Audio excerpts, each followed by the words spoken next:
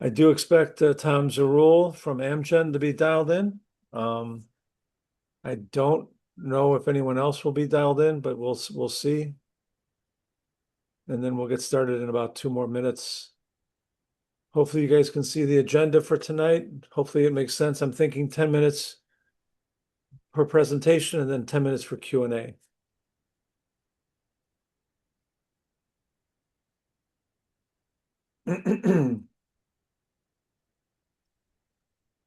You'll have to excuse me. I'm starting to lose my voice, as you can tell.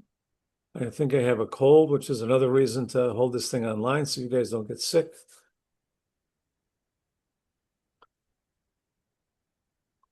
I do want to encourage you all to consider taking MEM 429, which is negotiations next quarter. I'm going to have a good number of students from MPM in the course, so you'll have additional students besides MEM taking it.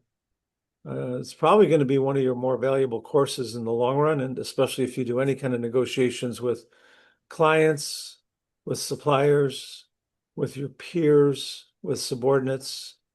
We basically cover all sorts of different scenarios. So consider taking the class. It's mirrored after what they do at Kellogg, but it's tailored to the engineering scenarios that I believe you're going to see in your career. Professor, is it possible to audit it because Yeah. I don't have any elective credits left? Yeah, if you'd like That's to the main audit it, reason. just let me know. Send me an email with your net ID, and then I can add you to the course as an observer, and then you can participate in the negotiations. Got it, Professor. You'll have Thank to you. buy the case studies like everybody else, but you can skip the midterm and the final project. All I really ask is that you do the negotiations week by week. Understood. Yeah. Okay. All right. With that, it looks like people are showing up. This session is being recorded, so thank you all for coming. This is the final presentations for 426 project management. This is the agenda for tonight.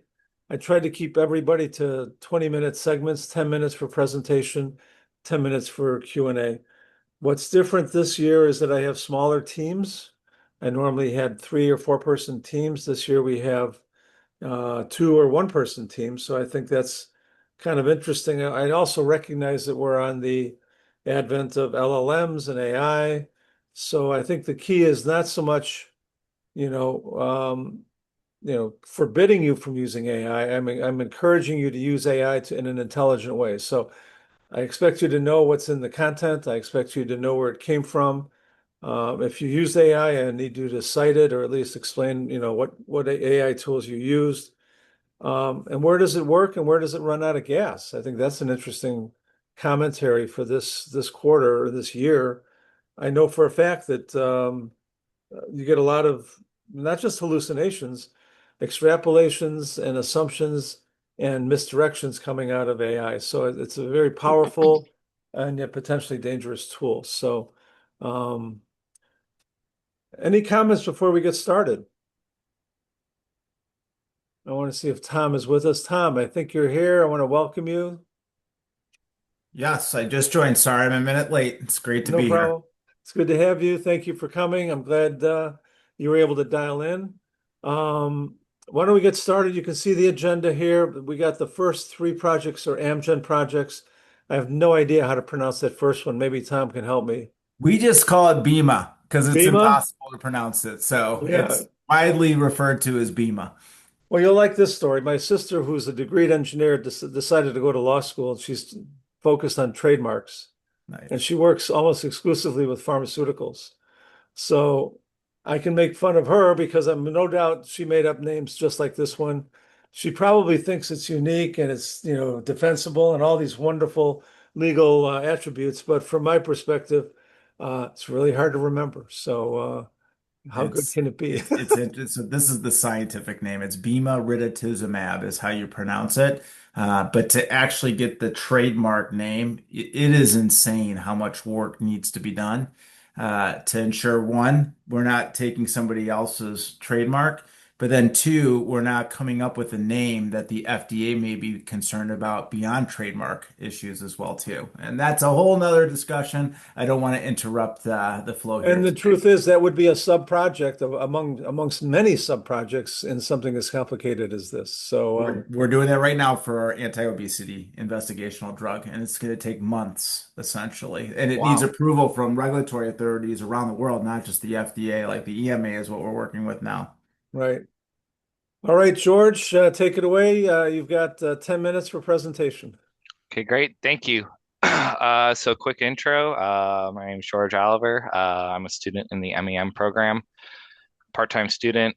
My background's in electrical engineering. So prior to this project, I had no experience with drug development or anything like that. So just a quick agenda. I'll go over the BEMA background, quick market analysis, touch on the drug development timeline, risk and cost analysis, and then kind of the proposed solution and conclusion of the project. So, first of all, BEMA is a drug that's used to treat gastric and gastroesophageal junction cancer, so G/GEJ cancers. This is, I believe, the fifth leading cause of cancer deaths in the world. 1 million people are diagnosed yearly, 650,000 die from it yearly. So the differentiator for this drug is that the biomarker that's used to actually bind to the tumor itself, it's the FGFR2b biomarker. Currently, there's targeted therapy available that targets the HER2, HER2 receptor on that's common in gastric cancers. About 30% of these cancers have this biomarker, and 15 to 20% have the HER2. There's not a lot of overlap between the two, so this could be a good targeted therapy for people suffering from this disease. And how it works, it kind of binds to the cell. It prevents this further proteins from binding and spreading and growing the tumor. In addition to that, it also attracts your body's immune system to actually attack the tumor itself and slow growth that way. I'll go into this a little bit more with the market analysis, but this was the only drug that I found with this FGFR2 receptor biomarker that's currently in phase 3 development for the clinical trials. All the other drugs failed at phase 2 development. I believe there was one by AstraZeneca and one by Bayer that failed at that point. So the market analysis, I found that the total accessible market currently in 2026 is 6.74 billion. This is also including other treatments such as chemotherapy. It's not just only targeted therapy or immunotherapy. It's kind of the sum of all the parts there. And actually, the FGFR2 drugs had the highest projected compound annual growth rate of 12.49%. I use this later on for kind of my calculations for net present value of the project, and the estimate for that I found the low estimate of tumors with this biomarker is 30 to 38%. And the estimate of the total accessible market that's specifically for targeted therapy was about 20 to 25%. So I kind of use these to anchor the obtainable market that's possible to treat with this drug here. It's about 400 to 640 million dollars available there in 2026. 2031 it will be about 725 to 1.15 billion. So just a quick touching on the drug development timeline. So we had kind of discussed this in lecture when Tom had previously joined us. He kind of went over these stages here, but just as a refresher, we start at the early discovery and preclinical trials, and it moves. Those are very low percentage, high risk, not likely to move on to the next phases. Phase 1 and phase 2, I guess you could say phase 2 is kind of the next bottleneck. I saw that it was about only 15 to 25% advanced from there. Phase 3, which is where BEMA is currently being tested at, there's actually a 40 to 60% chance of progressing to the next stage with FDA approval. And then phase 4 is kind of ongoing after it's approved by the FDA, kind of looking for any risks that might pop up associated with using the drug. So again, you can see here it's a very extended timeline over several years for the project to properly develop. So the major risks specifically associated with BEMA. So as I mentioned before, they're currently in their phase 3 clinical trials. So they had completed the Fortitude-1 study, which actually had initial promising results. But unfortunately, it appears that the survivorship of it has attenuated over time, so that it's more in line now with the placebo effects from the study. And Fortitude-2 study, this was actually canceled early due to poor results. To me, this is the first and foremost, like the highest risk associated with this project here. If the efficacy can't be proven, you can't be FDA approved, and you're not going to have an effective drug or product that can effectively treat gastric cancer. So one question I kind of had, and I'll kind of go into this more, is maybe if I had a better background in the bio industry, would be if a possible third study might be useful. So that was one of the assumptions I made later on with kind of presenting some options that maybe there could be a third clinical trial that could be done with different sort of treatment, and that could possibly be used to kind of progress to the next stage. Of course, safety and tolerability is always a huge risk. Any sort of toxicity impact, obviously that's not beneficial to have in a drug that's treating cancer. And if you have a high risk of side effects, it may make it less likely for people to use your treatment. So this is kind of tied into the post-approval testing. And then, of course, the last risk is clinical adoption. So it's possible, I believe, according to the law, that the drug has to be FDA approved first. So maybe it's not part of this project timeline, but something that the project manager may be working with a marketing team post-release of the drug to kind of work with doctors and promote the usage of it and kind of really highlight the differences between like currently used targeted therapy drugs and what BEMA can actually accomplish. So the three options I kind of came up with on how to proceed from phase 3 clinical trials. The first, I kind of called it the bury your head in the sand. So it seemed like both of the Fortitude-1 and Fortitude studies kind of failed. To me, this makes it seem as though there's going to be a low chance of it being accepted. So I estimated it to be around 5% based on these results of these trials. So I just gave it kind of a really low estimate. And based on only needing FDA approval, this is only going to take about 1.5 years. Option 2 would be that additional trial, and this would be where I would kind of rely on the engineering team or the AMGEN team to kind of provide some previous context in other projects that we've worked on, similar drugs. What happens when there's a failure in phase 3 trials? Is this typical? Is it abnormal? So the suggestion here and the assumption that I made was that this is going to anchor us more towards that lower end of the 40%, 40 to 60% chance of advancing to the next stage. And then option 3 would be just to discontinue. Maybe based on these 2 trials, that's enough to understand that FDA approval is not likely. Don't accrue the costs. There's obviously an opportunity cost related to this too.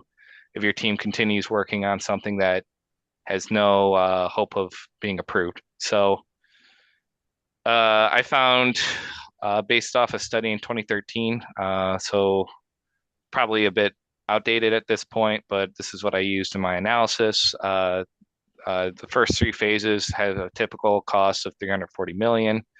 The phase three costs are the majority of this, and it was estimated on most projects to be around $250 million. So the current, as I said, the highest risk is kind of the efficacy. So if we were to run another trial and costs were a prohibitive factor, you definitely have a high risk of overrunning your costs. It seems in this industry, though, that costs aren't really going to be prohibitive.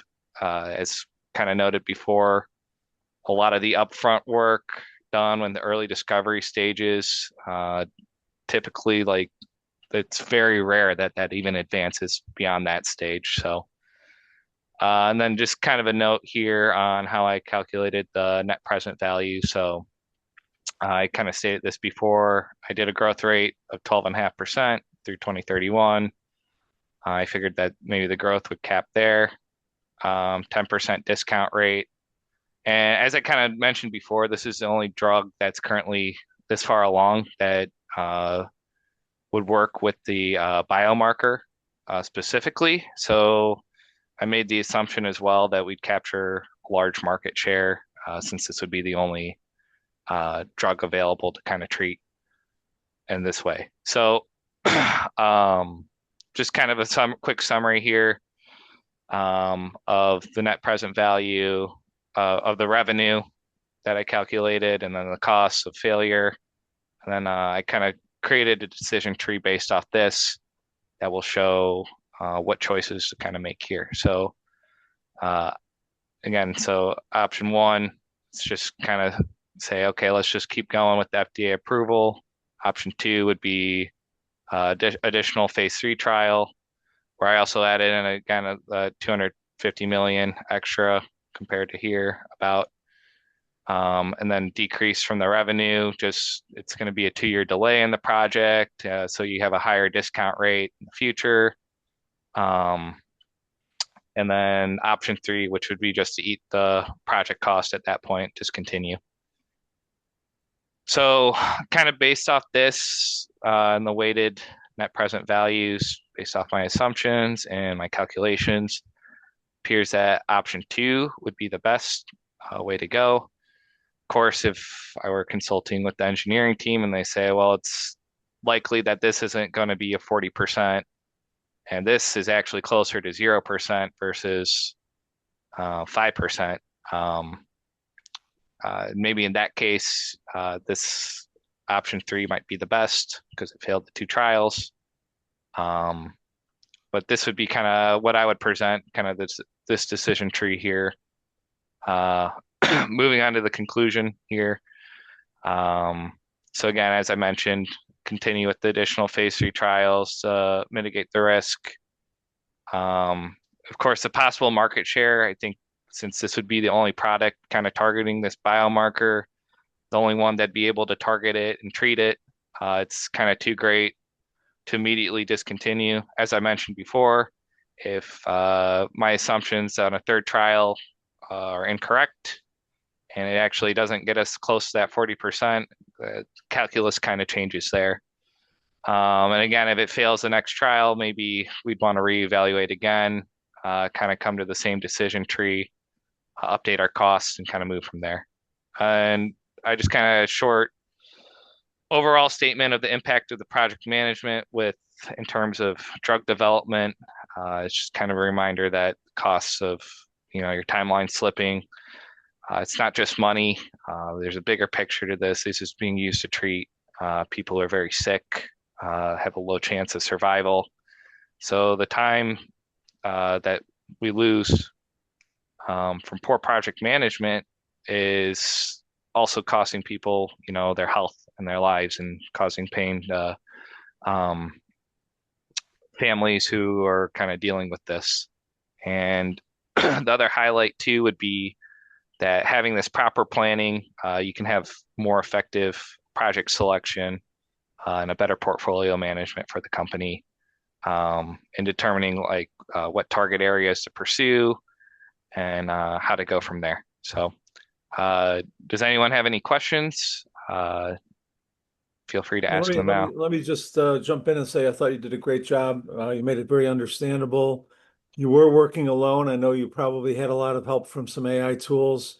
You made it understandable. You made it easy to digest. And for somebody who's an electrical engineer, I know this is way outside your comfort zone. So I give you double credit for that. What role did AI play in helping you develop this analysis? Yeah. Well, one thing actually, I think it uh, preparing even just the PowerPoint, like I used some AI tools with that, and that was kind of helpful for trying to organize my thoughts better and present them in a clear and effective way. In terms of the research, I did use it to kind of help me find some sources. Where it failed was, for example, I was mentioning um, I started to kind of press it some more on details with the actual studies that it was trying to draw some stuff, and it seemed to have some hallucinations related to that. So although it did kind of guide me in the direction, I still kind of had to still do use Google or other search tools to kind of find effective sources versus the AI tool itself, you know. So it kind of says something I'd have to go and fact check and kind of move from there. So The way you did your optionality at the end, you looked at three different options and then you put a decision tree against that. I've seen other approaches where you take the decision tree and you look at every step in the process that still needs to be completed. And then you look at the probabilities of going, let's say phase 3 trials or phase 4 trials. What's the likelihood of success? And then you can collapse the tree using that approach. But I think this approach is actually easier to understand and it's easier to synthesize at a high level. So I liked it, but to be honest with you, I think it's the first time I've ever seen it done this way. So it's pretty cool. Tom, what did you think? You're the real expert here.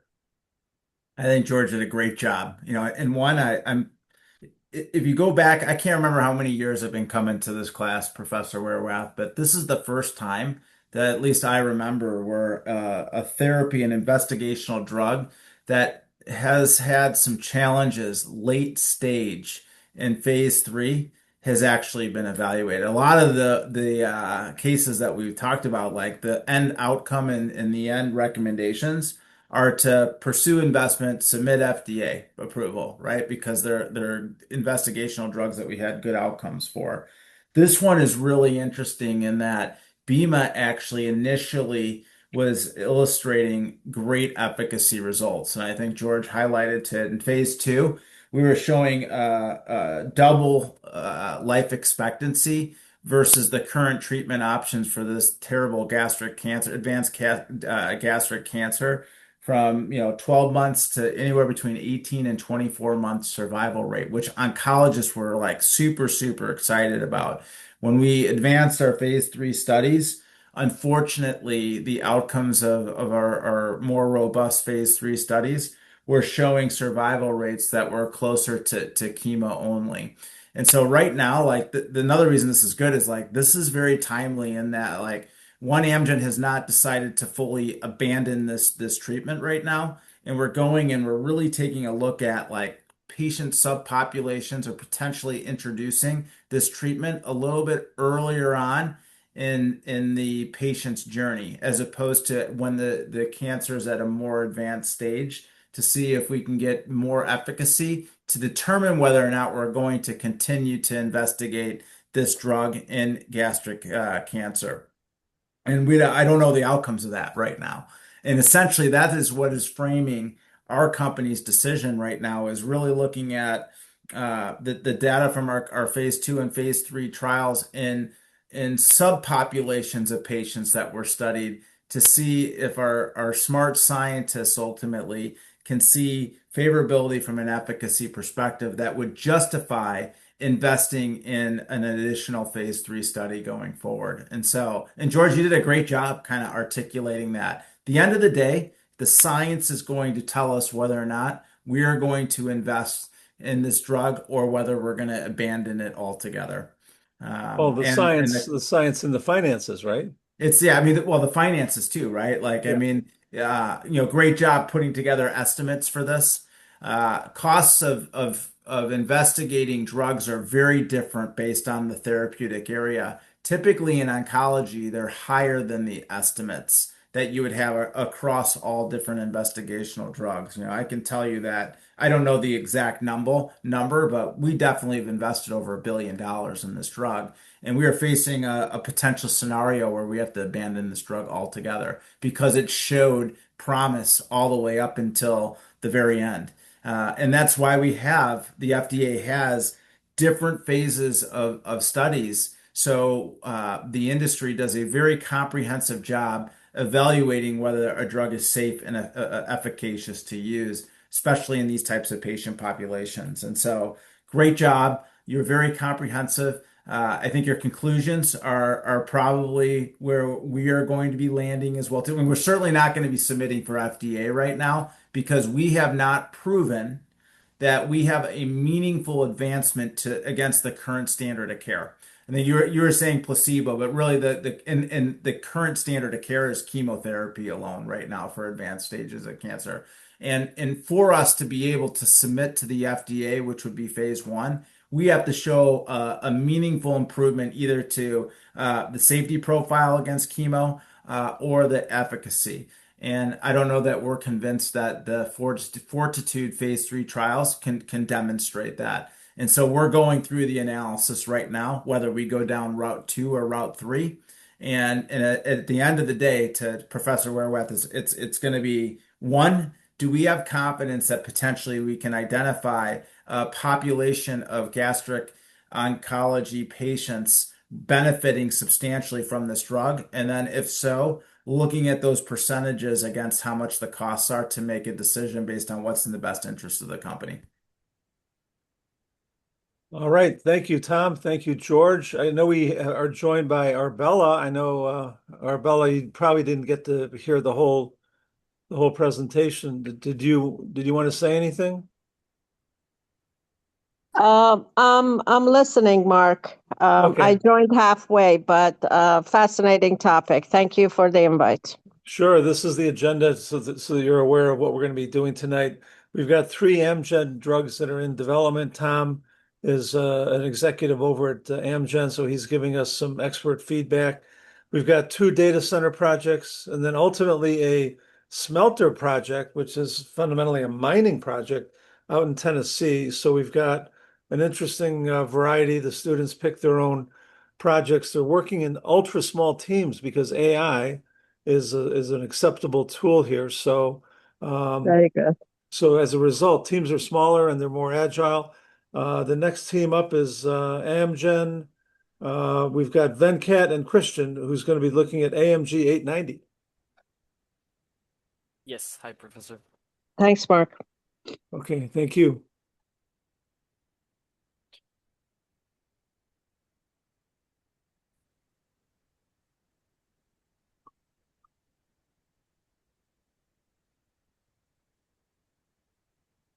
Can you see my screen? We can, and we can also hear you. So Perfect. Dinesh, you good? Yeah, I'm good. Awesome. All right. Well, hello. Today, Dinesh and I will be presenting a strategic analysis and project overview of Amgen's cardiovascular drug, olpasiran, also known as AMG 890. First, to understand the value of the project, we first need to look at the massive scale of atherosclerotic cardiovascular disease, or easier, ASCVD. ASCVD is a leading cause of mortality that affects over 523 million people worldwide. It involves the buildup of plaque that hardens and narrows the arteries, which restricts vital blood flow. Within this massive population, we are targeting a specific subset of individuals with elevated lipoprotein, or LPA. That, like cholesterol, it is a risk factor that can lead to ASCVD and severe cardiovascular events. Up to 20% of the global population has elevated levels of LPA, and in the United States alone, this translates to roughly 6.8 million people. So what are the limitations of the current standard of care? The major issue with elevated LPA is that it is 70 to 90% genetically determined. Because of this, traditional lifestyle modifications like dietary changes, physical exercise regimens are largely ineffective at lowering LPA. Even standard therapies like the use of statin, which is the go-to medication for lowering bad cholesterol, does not lower LPA levels and may actually increase levels in some patients. Therefore, this leaves a massive void in the market as there are currently no FDA-approved treatments that specifically exist for LPA reduction. So this is where AMGEN's olpasiran comes in. It utilizes a new gene silencing technology. The medication targets and silences the LPA gene directly in the liver. It effectively stops the production of the LPA at the source. The clinical efficacy has been outstanding. Phase 1 and Phase 2 trials demonstrated a reduction greater than 90% in LPA levels across a diverse patient population. Administration is also very convenient as it is administered via subcutaneous injections with a flexible schedule of every 12 to 24 weeks. It is currently AMGEN's lead candidate for cardiovascular risk reduction, and it is in Phase 3 clinical development. So what is the competitive landscape of this medication? AMGEN is not alone in the race of developing a drug for LPA reduction.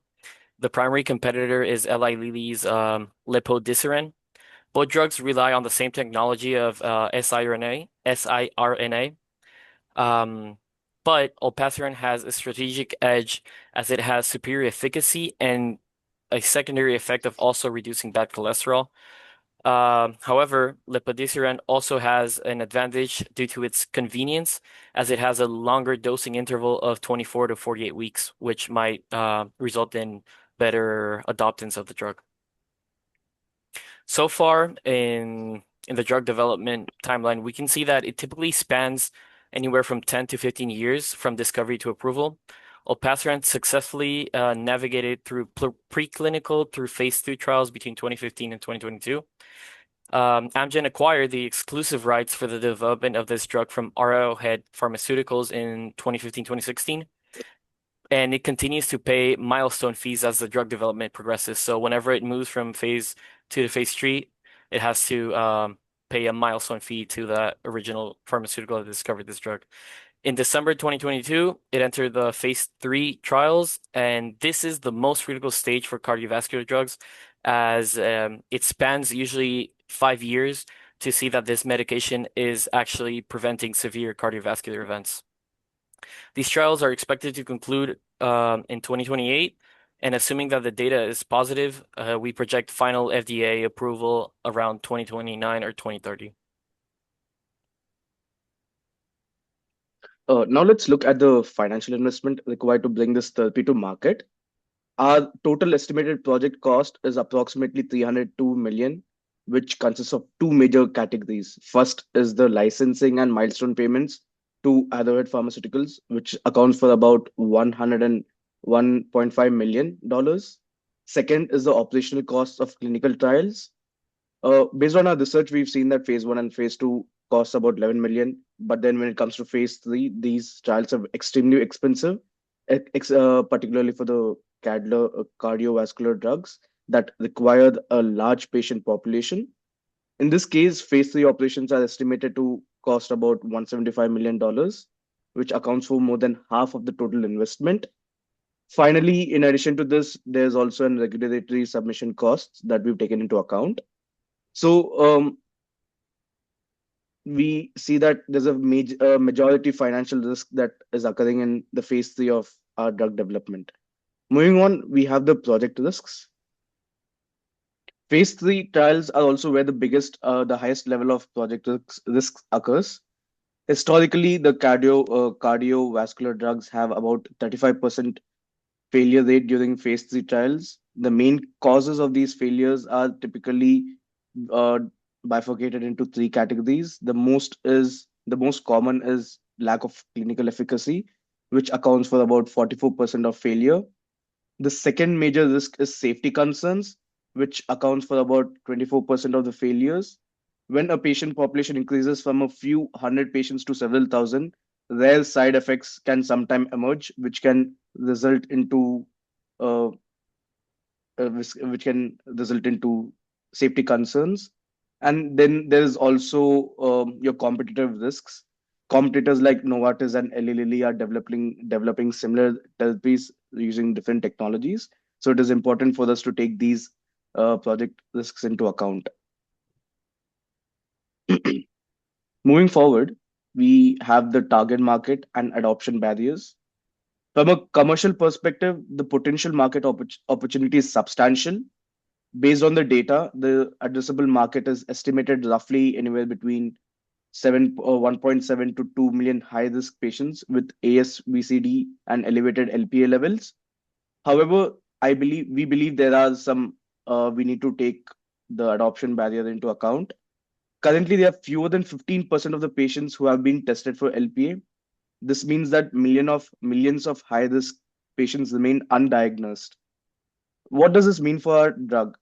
For it to reach a full market potential, there needs to be a change in the ecosystem. This includes expanded LPA screening guidelines, increase in your physician awareness, and broader insurance reimbursement coverage.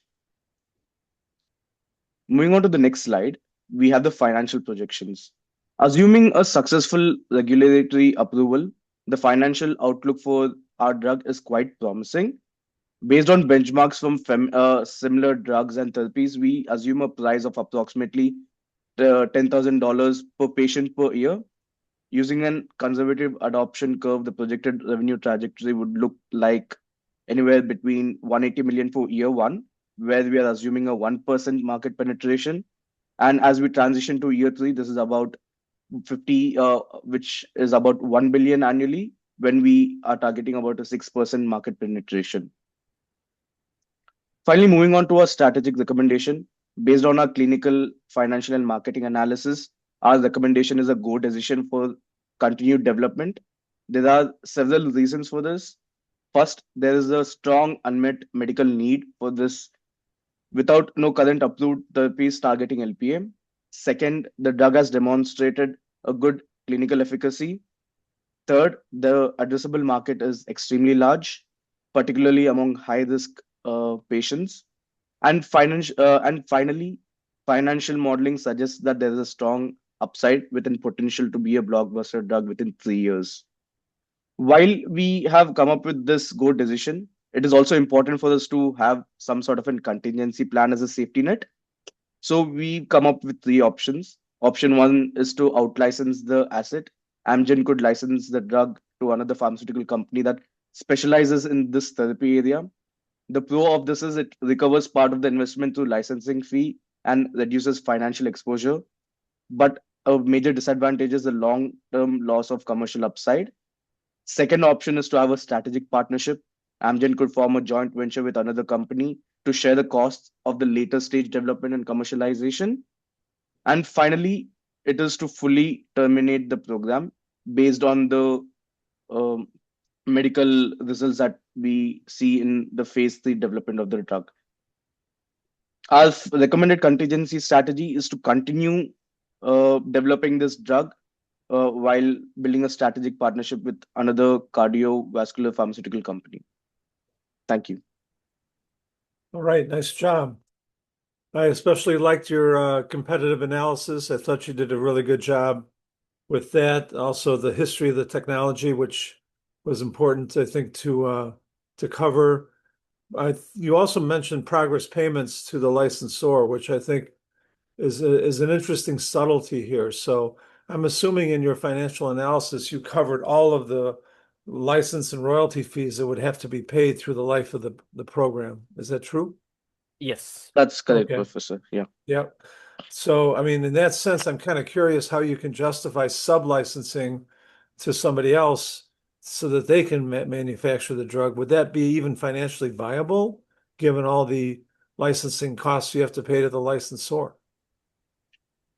For the final recommendation, we've gone ahead to we've only studied the scenario where Amgen is selling the drug, and there's a potential for Amgen to touch a $1 billion mark. And in the projections, we've not explored the aspect of having a joint venture with a similar company. Right. Okay, good. So that makes sense. Yeah, also, Professor, from my research so far, I'm not 100% sure about this, but what I could find is that post FDA approval, there are no more milestone payments Oh, in the good. contract for Arrowhead Okay. Pharmaceuticals. At least that's what I could gather from AMGEN's press release. Okay.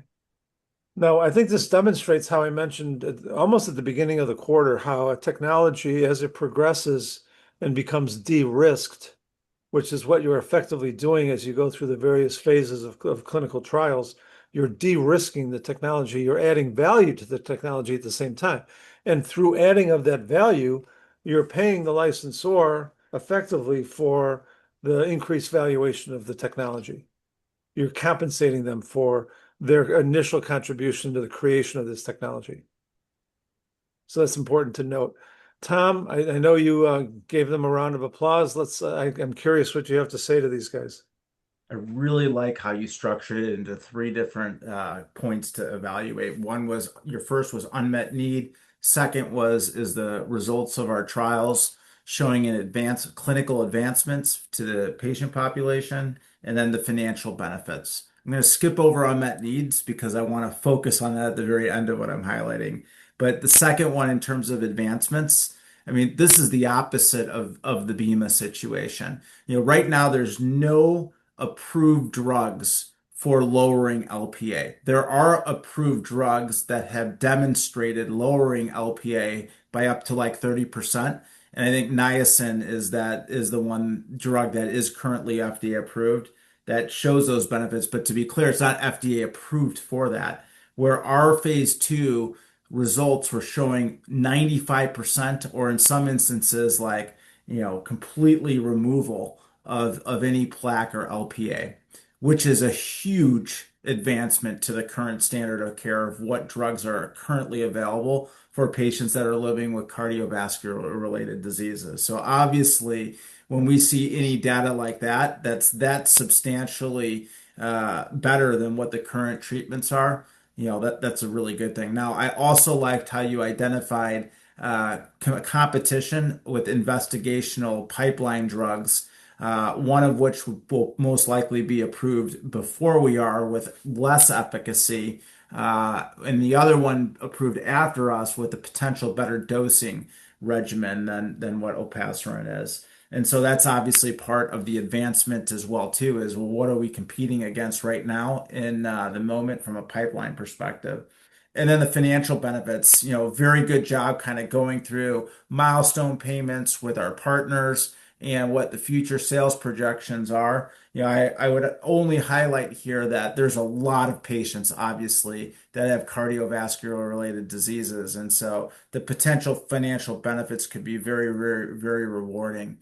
But I want to go back to the unmet need. And this is where I know I'm long-winded here, but this is the biggest question that we're facing for olpasiran. It's not whether this drug works for LPA. What we need to prove, in addition to our drug working, in addition to our drug being safe, which is normally what you do, is we're still investigating and we're looking for research that shows by lowering LPA, you're substantially reducing the risk of heart attacks or other coronary events. And so that's why, like, all these things are, from one therapeutic area to the next, things are quite different, right?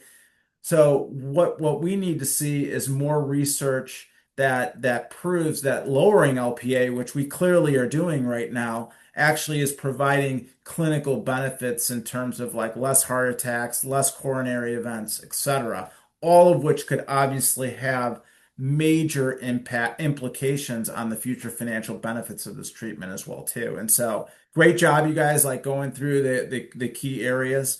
It's going to be really interesting to see whether or not we can advance research that shows lowering LPA has substantial benefits on the broader treatment of patients that are living with cardiovascular diseases. All right, nice job. Thank you. Thank you all. I thank Nicholas and Dinesh. Any other comments? Hey, Mark, This is Arbella. Actually, I had a similar comment. Great job, very thorough here. I happen to know something about LPA because a close family member actually had a high LPA. And the comment from the cardiologist actually mirrors what, is that George? I apologize. Tom was just talking. Yeah. Tom just mentioned. And that I think the study that you mentioned is really key in terms of how much the doctors and the specialists care about LPA, because the responses that we got is that there's still the correlation between high LPA and a major cardiac event. It's still kind of not quite clear. And we were asked, okay, so if you don't have a high cardiac score, which is a scan that they do, and whether or not what your LDL, HDL, all of that is, they kind of look at LPA as an indicator, at one of many, as opposed to, oh, you have a high LPA, in this case, very high, you are going to have a heart attack. So that's the only comment. I think what you said in terms of the unmet need and to what extent bringing the medical community on board is probably going to be an area worth thinking about, and it's the only thing that jumped out to me. All right, thank you, Arbella. The last AMGEN project we have is Rapatha. Alexander, you're going to take it away from here. Thank you so much, Tom. Thank you, Arbella, for the comments. Thank you. Audio coming through all right? Yep, we can hear you. Okay, perfect. And is it Rapatha? I thought it's Rapatha. That's what I saw when looking. I actually looked with the one of the instructional videos to it's Rapatha, right? Rapatha. Rapatha, Okay, yeah. I just want to Rapatha. make sure I got it right. I was like, wait a minute.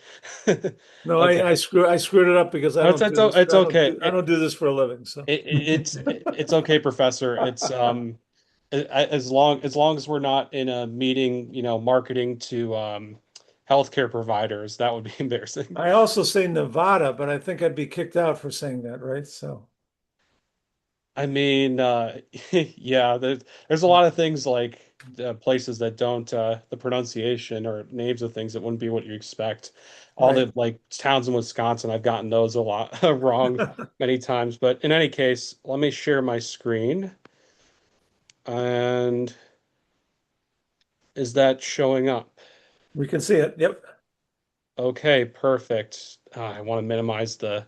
Okay, you know what? I'll just ignore the little zoom thing in the There you corner. It go. does. Okay, perfect. Well, good evening. My name is Alex Zaski, and to give you a little bit of background, I have my bachelor's in mechanical engineering.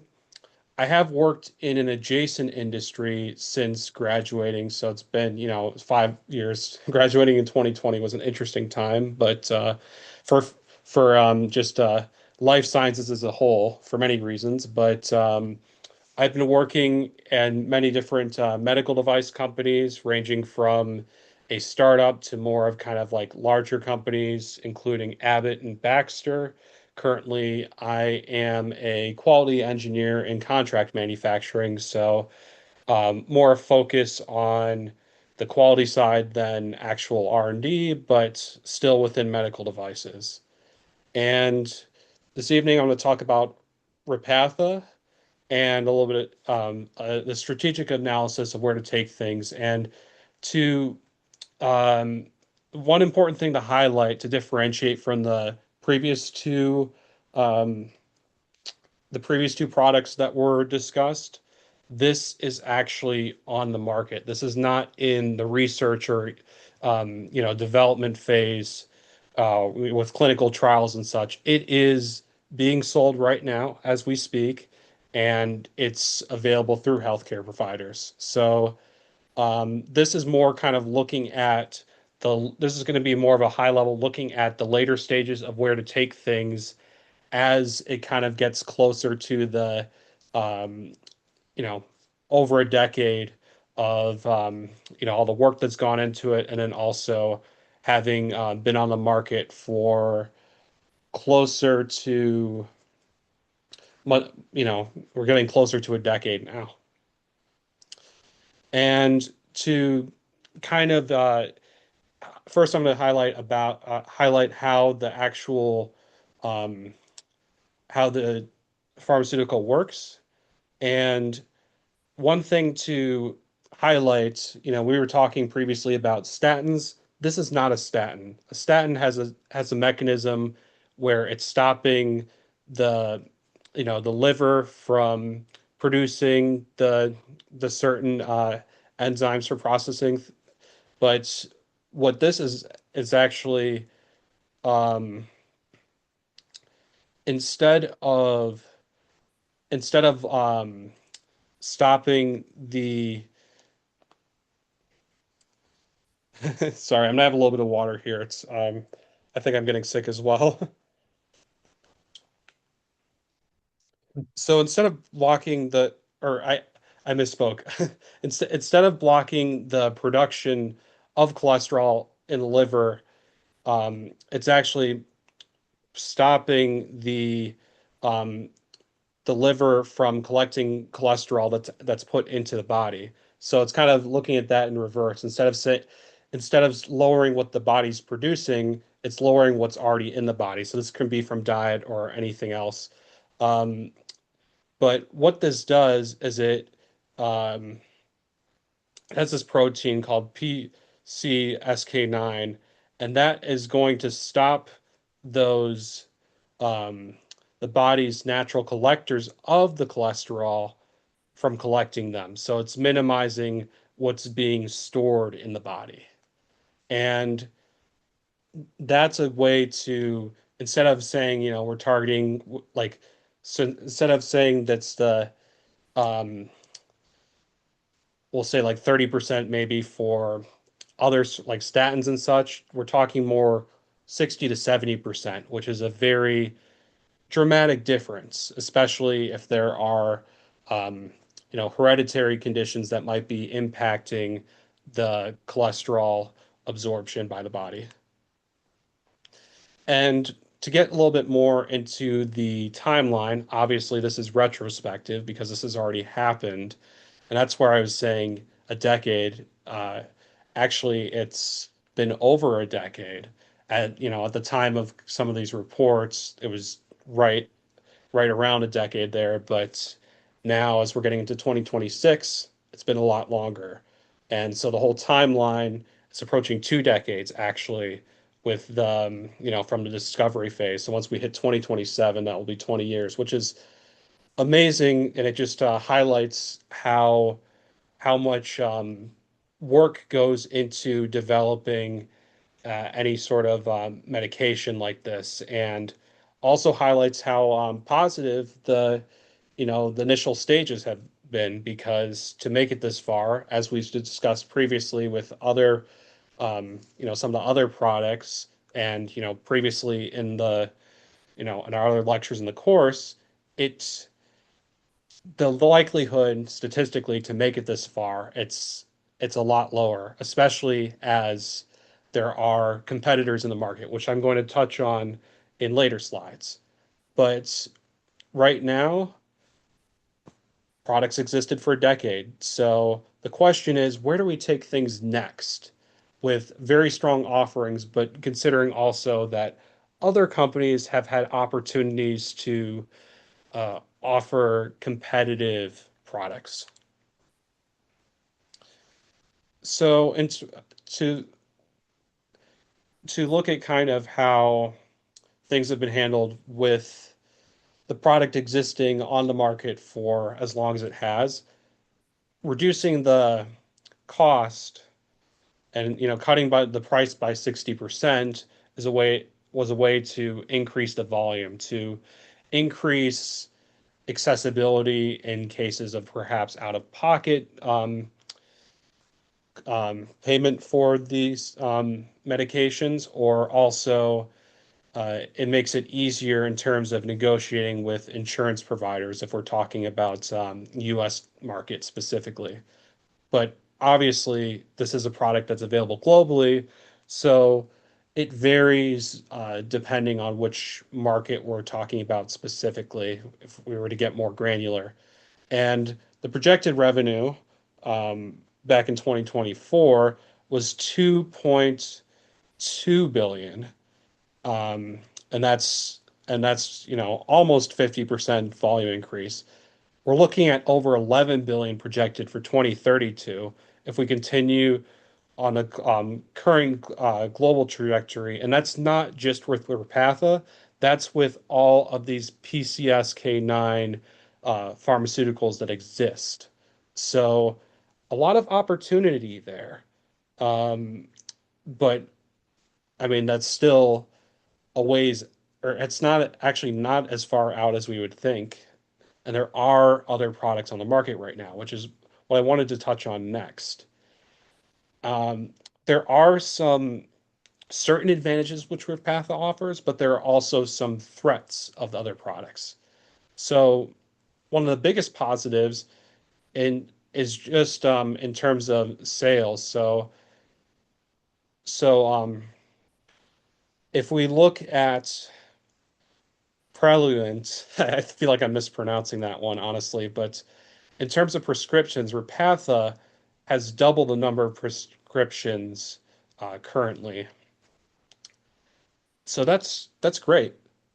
Now, if we look at Novartis's, I'm gonna butcher this one, like Vio, um, so that is a lot less burden on the patient, and it is a lot more convenient in terms of just saying, okay, it's you go into a doctor's office and you have a dosing twice a year instead of something that is self-administered. So there can be challenges with self-administering, um, convenience being one of them, but also that any sort of injection, you have to make sure you get it in the right spot. So that's one of the reasons why for we can compare. This is obviously for treating different conditions, but we've seen a rise in the past couple years, past 5 years, I'll say, with the different delivery methods for um, managing diabetes. So like insulin pumps. There are ones that can go on the arm as a patch rather than having to use rather than having to inject it with syringes. So it's a lot more, the less the patient has to do, or less frequently a patient has to, or I should say, user has to administer a medication, the better. But if we're looking at the actual just data and the performance of the medication itself, um, we see that it's working really well to reduce the markers of cholesterol in the clinical trials. So that's this is a very long acronym here, but this is just if we're looking back at the um, you know, back in the third stage of development, it's working very well for what it's intended to do. Now, the biggest thing get this is one thing that also ties in the last point I wanted to mention, which ties in with the prescription lead, is patient access. So the program AMGEN now, um, this is a cost savings program which is able to bring the cost down to $239 per month, which, I mean, you spread that out over the course of a year, it's able to be more manageable than saying, here's the upfront cost to be paid. And if there are any, challenges with insurance, it offers another method, especially for self-pay patients. Now, this aside from the just the how the pro how Repatha works itself, it's as something that's been in a development stage for so long. Once we get to 2028, patents expire. So that's where you have something called a biosimilar entry. Um, any sort of where it's using these protein, any um, products which use the PCSK9 protein, there are fewer restrictions in place in terms of, and there's less protection provided for patents because the product has been on the market for so long. And, there are the regulations in place that are saying, you know what, um, as opposed to like a consumer product, right? I would say this is actually true with any products. Given my background a little bit, working with patents and such, after a certain point, um, competitive products are able to offer similar features, and there's less protection on the IP surrounding that. And also, as we get into 2029, there are going to be price caps as well to say, you know what, this is the most you can charge for a medication in this category. Since there's, more maturity on the product, it's saying this needs to become something that's accessible, more accessible. And So all, Alex, can you speed it up because I think we're running out of time. So okay, I'll speed things up. Yes, of course. We're almost done with this. The competitive threat with Novartis's product also, given its the advantage, especially of the administration method, twice a year, versus something that a patient has to have on hand. There are twice as many there are twice as many prescribed of that product, and then other alternatives relative to Repatha as a whole. Okay, this is more, again, high level. We're looking at the different these are different regulations and such, but basically it's once it we're in 2026 now, so the rights aren't globally aren't as protected for this medication. And this is why I would personally recommend in for this project to um, pursue selling the rights to other partners for manufacturing to increase access, but also decrease the burden of having the of producing the medication within AMGEN's own facilities, but also um, by producing it in other facilities, it can lower the cost um, to reach a greater market share. And it's a significant expenditure, but that's already, the product's already been proven, it's already on the market. So shifting to other um, similar products within the portfolio would be a good way um, to keep pushing more novel ideas and further this research with new concepts. That's all I have on my end. I know we're short on time, but if there are any questions, I'd be happy to go into that further. all right, thanks, Alex. Nice job. I think the patent expiration was a key uh, date that probably should have been mentioned, I think, in my mind a little bit earlier. I guess the dilemma of how to proceed and what to do with this going forward, I maybe could have been explained a little bit better too in terms of clarity for me. Maybe Tom understands it better, but I think as it nears its end of life, I'm assuming you have fewer options unless you can reformulate, right? So there's two, so late life cycle product, you're 100% right. All the focus is going to be on the patent expiration. However, there's two nuances specific to Repatha that I just want to highlight why Amgen's still really excited actually for the long-term health of this product. First is it's a biosimilar. I'm sorry, it's a biologic. And the difference between a biologic versus a traditional large molecule therapy is there is not an exact replica.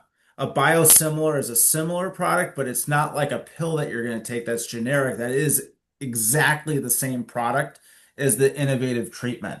And so a lot of times healthcare professionals are reluctant to switching existing patients that are already on a biologic to a biosimilar for it's like safety reasons and other reasons. So biologic treatments have a longer life after the patent expires than a large molecule. So that's one thing here. The other thing too is really interesting, and this just kind of goes to show that the pharmaceutical industry has never done studying treatments.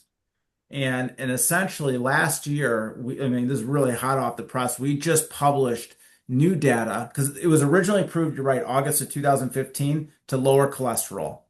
But in November of 2025, we got an expanded indication based on new data that we researched on lowering serious cardiovascular events, heart attacks, strokes, and other large coronary events.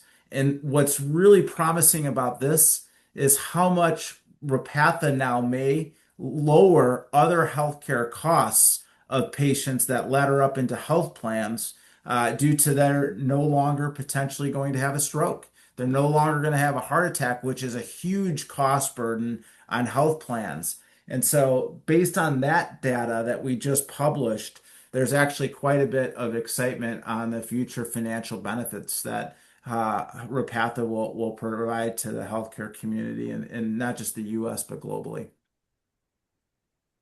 Absolutely, Tom. That's awesome to hear about. I mean, the more you can increase access for healthcare in general, whether it's um, medication, medical devices, services, it's always a positive. That's one of the things that I kind of worked on a bit.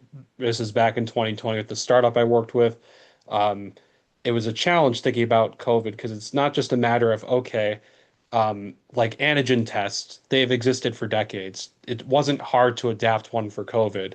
Um, it was just a question of how do you increase the access of it? How do you increase the reliability, the confidence of patients using it? Because traditionally it's something that's administered by a healthcare provider, but we saw, as we got into 2020 and onwards, now you have more things that are available at home. There's no reason why you have to go into a doctor's office to swab your nose. Nasal pharyngeal swab, that will probably, I don't recommend doing that yourself. That's kind of uncomfortable anyway, but yeah, it's always nice to have options and to make just getting the healthcare that you need easier. I just had a quick observation here in that in terms of the business case, I think bringing a little bit more clarity and structure would be helpful. You mentioned $11.2 billion by 2032. It wasn't quite clear what assumptions went into that. Is it with this kind of structural cliff happening? Is it, kind of, I think building a more of a quantitative business case, taking into account even what you just said with more clarity, that would be good. Also, in terms of the competitive analysis, maybe a different format that more clearly kind of lays out how products are stacked against each other and even more nuanced based on what Tom said in that maybe by itself it does this, but overall costs of healthcare kind of, I think some more structure around those nuanced analyses would be helpful. Yeah, at this stage of the product's life cycle, you have options to reduce the price, reduce the cost, increase the revenue by going after new markets, and maybe some combination of maybe laying out option 1, 2, 3, 4 to kind of give people a sense of how you looked at it in a more systematic way. I agree. Otherwise, I thought it was a great job, Alex. Thank you. I know it was a little bit untraditional to go after something that isn't necessarily in R&D, but it's actually out there in the world. So, and I think in that sense, it's a lot lower risk in many ways. There's a lot less risk analysis and a little bit more opportunity analysis to say what is left of the opportunity in its lifespan, a couple of years before end of cycle. And We're going Mark, to just real pivot. quick on that, Sure. especially for a drug that's treating cardiovascular diseases where there's hundreds of millions. This isn't a rare disease, right? And so you'll see that more common in a therapeutic area that has high prevalence. Yep. With that, I want to thank you, Tom. I know we're going to be pivoting away from drug discovery, so if you want to take off, that's fine. Thank you for your time tonight and your expertise. We're going to pivot to two AWS projects. The first one is AI Innovation Campus, which is in Salem and Falls Townships. Deb and Jana, this is yours. So if you want to take it away. Sure, I'll just share my screen. Okay. So these are two data center projects. I guess you can call them hyperscale, right?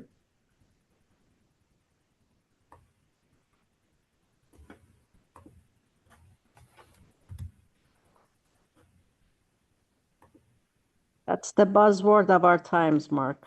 Hyperscale or data center? Both.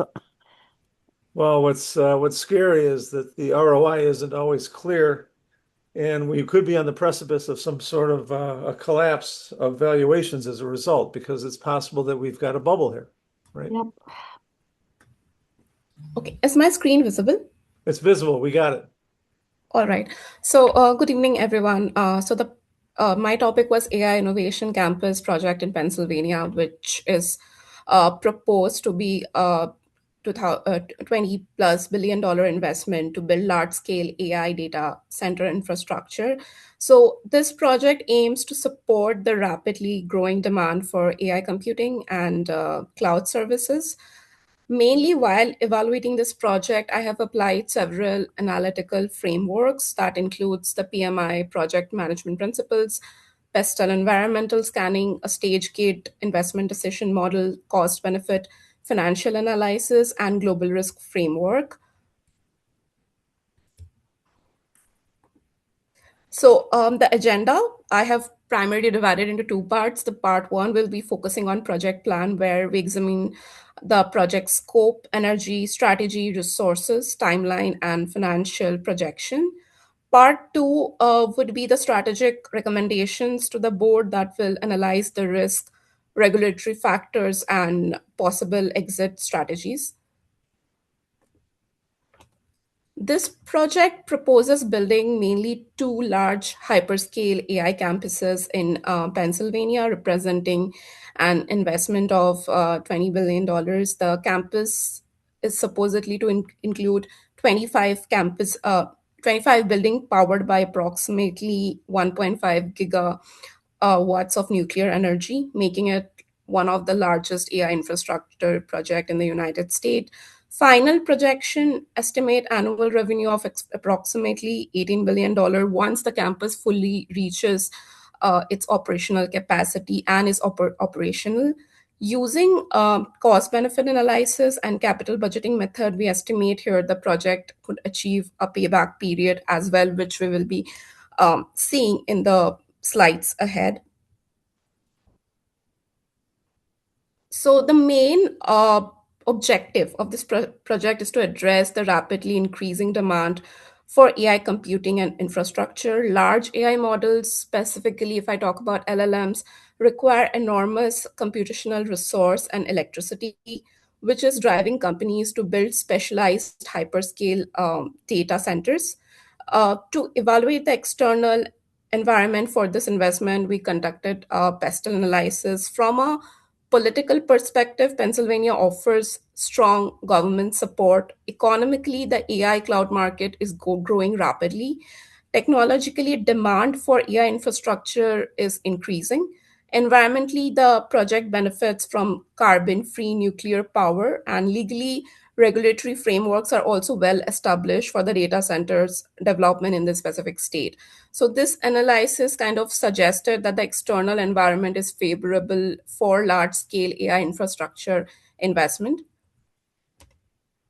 The project will be developed across two campuses. The first campus is in Salem Township, which is estimated to have around 15 data center buildings with approximately 960 megawatts of capacity. And the second campus is Falls Township with additional 10 buildings with around 500 megawatts of capacity. So from a project management perspective, the scope of the project was defined using PMI's scope management framework, which included scope planning, scope definition, and work breakdown structure development. Here, the dual campus approach provides several strategic advantages. So it distributes operational risk, allows phased expansion of infrastructure, and improves energy distribution across the regional power grid. Energy is one of the most critical factors in AI data center operations because these facilities generally consume enormous amount of electricity. So the campus is expected to require approximately 1.5 gigawatts of power, which is almost comparable to the electricity usage of a small city. To secure reliable energy, AWS has also signed a long term power purchase agreement with Talon Energy for nuclear power from the nearby Susquehanna plant. So we evaluated the energy strategy using levelized cost of energy analysis, which compared the electricity cost across the different energy sources. And the analysis showed that the nuclear power provides a stable and cost efficient energy supply at a rate of $24 per megawatt hour, which also supporting AWS sustainability goals through carbon-free energy. And the rate is comparatively cheaper as compared to the other sources. The total capital investment required for this is estimated between 20 to 25 billion. The largest cost component in this project is the IT equipment, which includes servers, networking infrastructure, and AI chips. Other major costs included building construction, mechanical system, and the electrical infrastructure. To evaluate the financial feasibility of this investment, we conducted capital budgeting analysis, including NPV, total cost of ownership, and also life cycle cost analysis. This method indicated that the project's long-term revenue potentially outweighs its initial capital expenditure.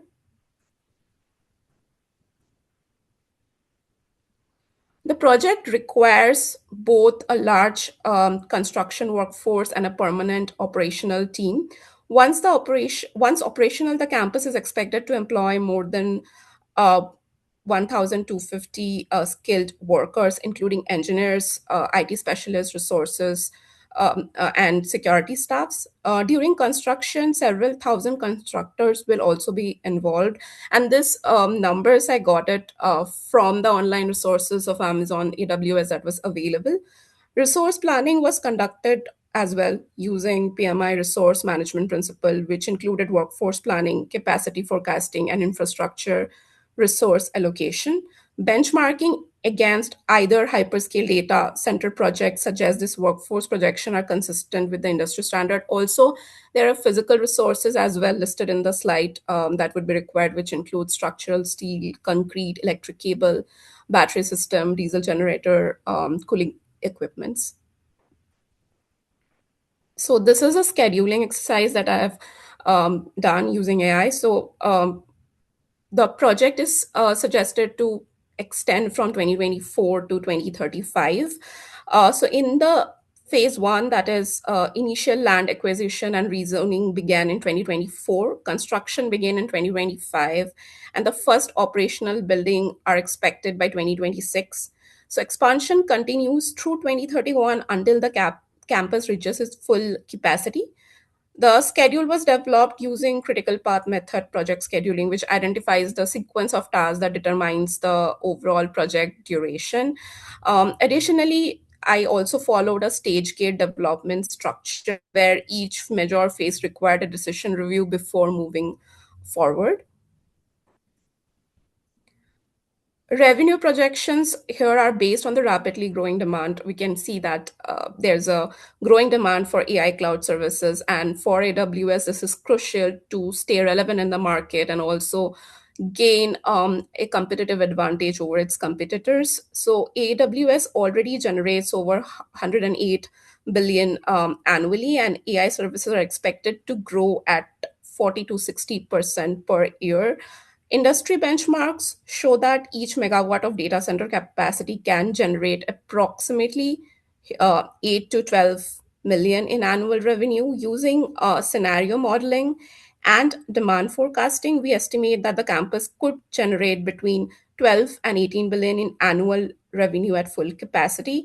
So these projections were evaluated using cost benefit analysis and financial forecasting models.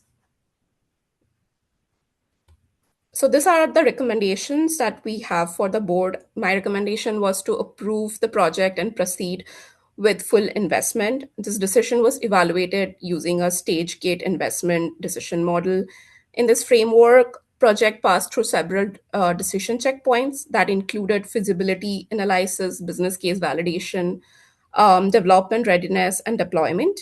Based on the analysis, the project successfully meets the criteria at each stage, including strong market demand, favorable financial returns, and also manageable operational risk.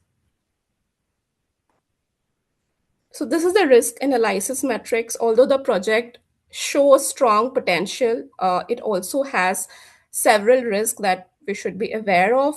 We evaluated this risk using the PMI risk management framework, which categorizes risks by likelihood and impact. The major risk categories included regulatory risk, environmental risk, supply chain risk, and cybersecurity risk. These risks were mapped on a likelihood impact matrix to determine their priority and guide mitigation strategies. I have further, basing on that framework, I have further narrowed it down to the top 4 risks that could be impactful. So, to better understand the broader risk environment, we compared the project risk profiles with the World Economic Forum Global Risk Framework. Key global risks relevant to this project included geopolitical tensions affecting semiconductor supply chain, cybersecurity threats targeting critical infrastructure, and climate-related environmental risks. To mitigate this risk, AWS planned to diversify chip suppliers, implement advanced cybersecurity protocols, and design infrastructure resilient to environmental challenges. This is the exit strategy. Even though the project appears financially viable, it is important to prepare for a contingency plan, and using real option analysis and strategic portfolio planning, we evaluated several possible exit strategies. This included the first exit plan was to temporarily pause construction, forming a joint venture with another technology was the second probable exit strategy. Third was redirecting investment to other region. Fourth and the last was to fully divesting the assets. These options ensure that AWS maintains flexibility even if the market or the regulatory conditions change in future. The project is subject to oversight from several regulatory agencies. This includes the Federal Energy Regulatory Commission, the Nuclear Regulatory Commission, and the environmental regulators such as EPA and Pennsylvania Department of Environmental Protection. From a stakeholder analysis perspective, I also evaluated organizations like PJM Interconnection and Pennsylvania Public Utility Commission, which manages electricity grid operations and utility regulation. Overall, regulatory analysis suggested that the project is supportive but requires ongoing engagement with energy and environmental regulators. However, from local regulatory bodies like Falls Township and Salem Township, it has already been approved. So that is in a good stage.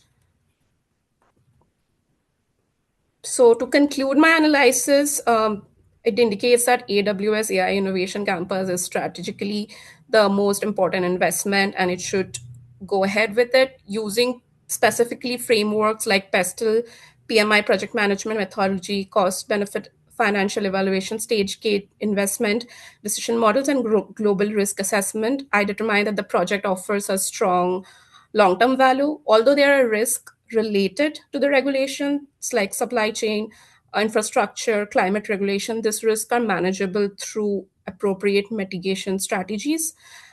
Based on the analysis, I recommend that the board approve the project and proceed with the full development. Yeah, with this, we can come to the end. Happy to answer any questions. Okay, thank you. It was a very thorough analysis. I'm a little bit concerned about the source of energy here. I know you said there was a power purchase agreement, and it was effectively against some nuclear capacity that already exists, or is it with new capacity? The contract that I mentioned, it already exists. Because 1.5 gigawatts is the equivalent of almost 2 nuclear power plants worth of output. I Yeah, mean, so right now, that's a lot, and the PJM is as an interconnect is already significantly stressed, isn't it? I know prices across PJM have gone up quite dramatically, and I know there's a lot of public, what's the word for it? Public protest against new construction of data centers. yes, there has been a few protests. With my research, I came across around the areas regarding energy and also with flood and water scarcity. So those are still ongoing. Right now, there's no decision around that. So excited to see how that turns out. Yep, I consider that a pretty significant risk, especially since the cost of that energy continues to climb, and a lot of that is being passed on to the consumer. Um, I'm also a little bit worried about the actual ROI or NPV. What would you did you calculate an ROI, and what would the number look like? I have to go to the report. Just a moment.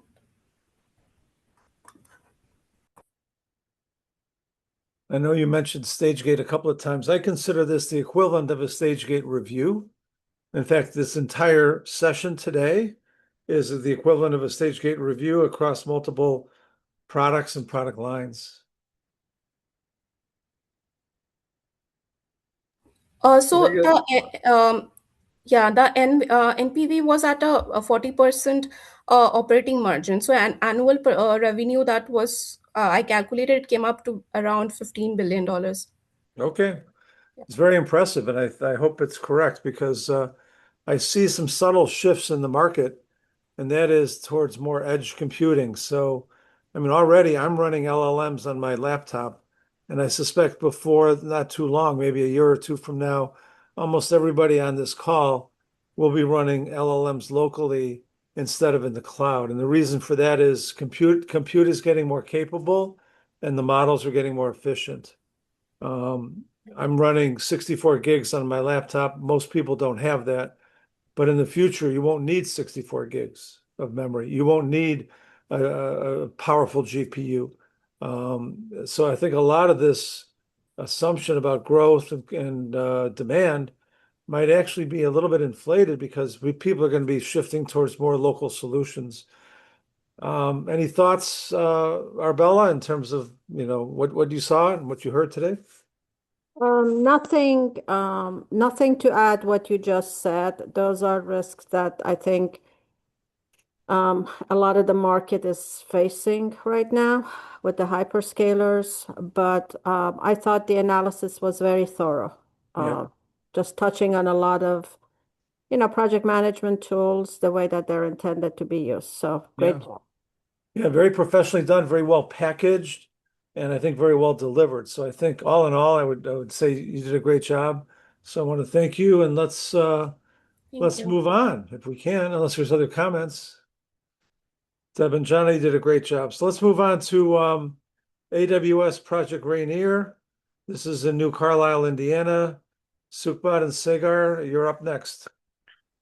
Hello everyone. Let me share my screen.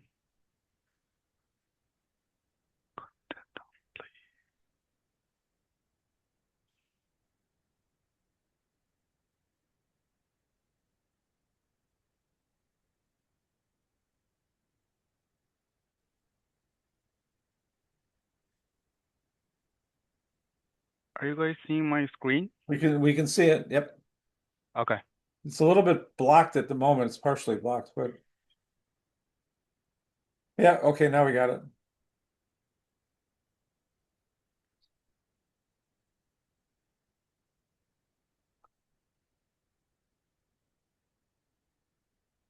So, hello everyone. Today, Sagar and I will discuss about the project plan for the AWS Project Rainier, which is a hyperscale data center campus. So, this project was developed as a part of the project management course. So, let's start from the agenda. For this presentation, we will follow this agenda First, we will introduce the project overview, context, and industry.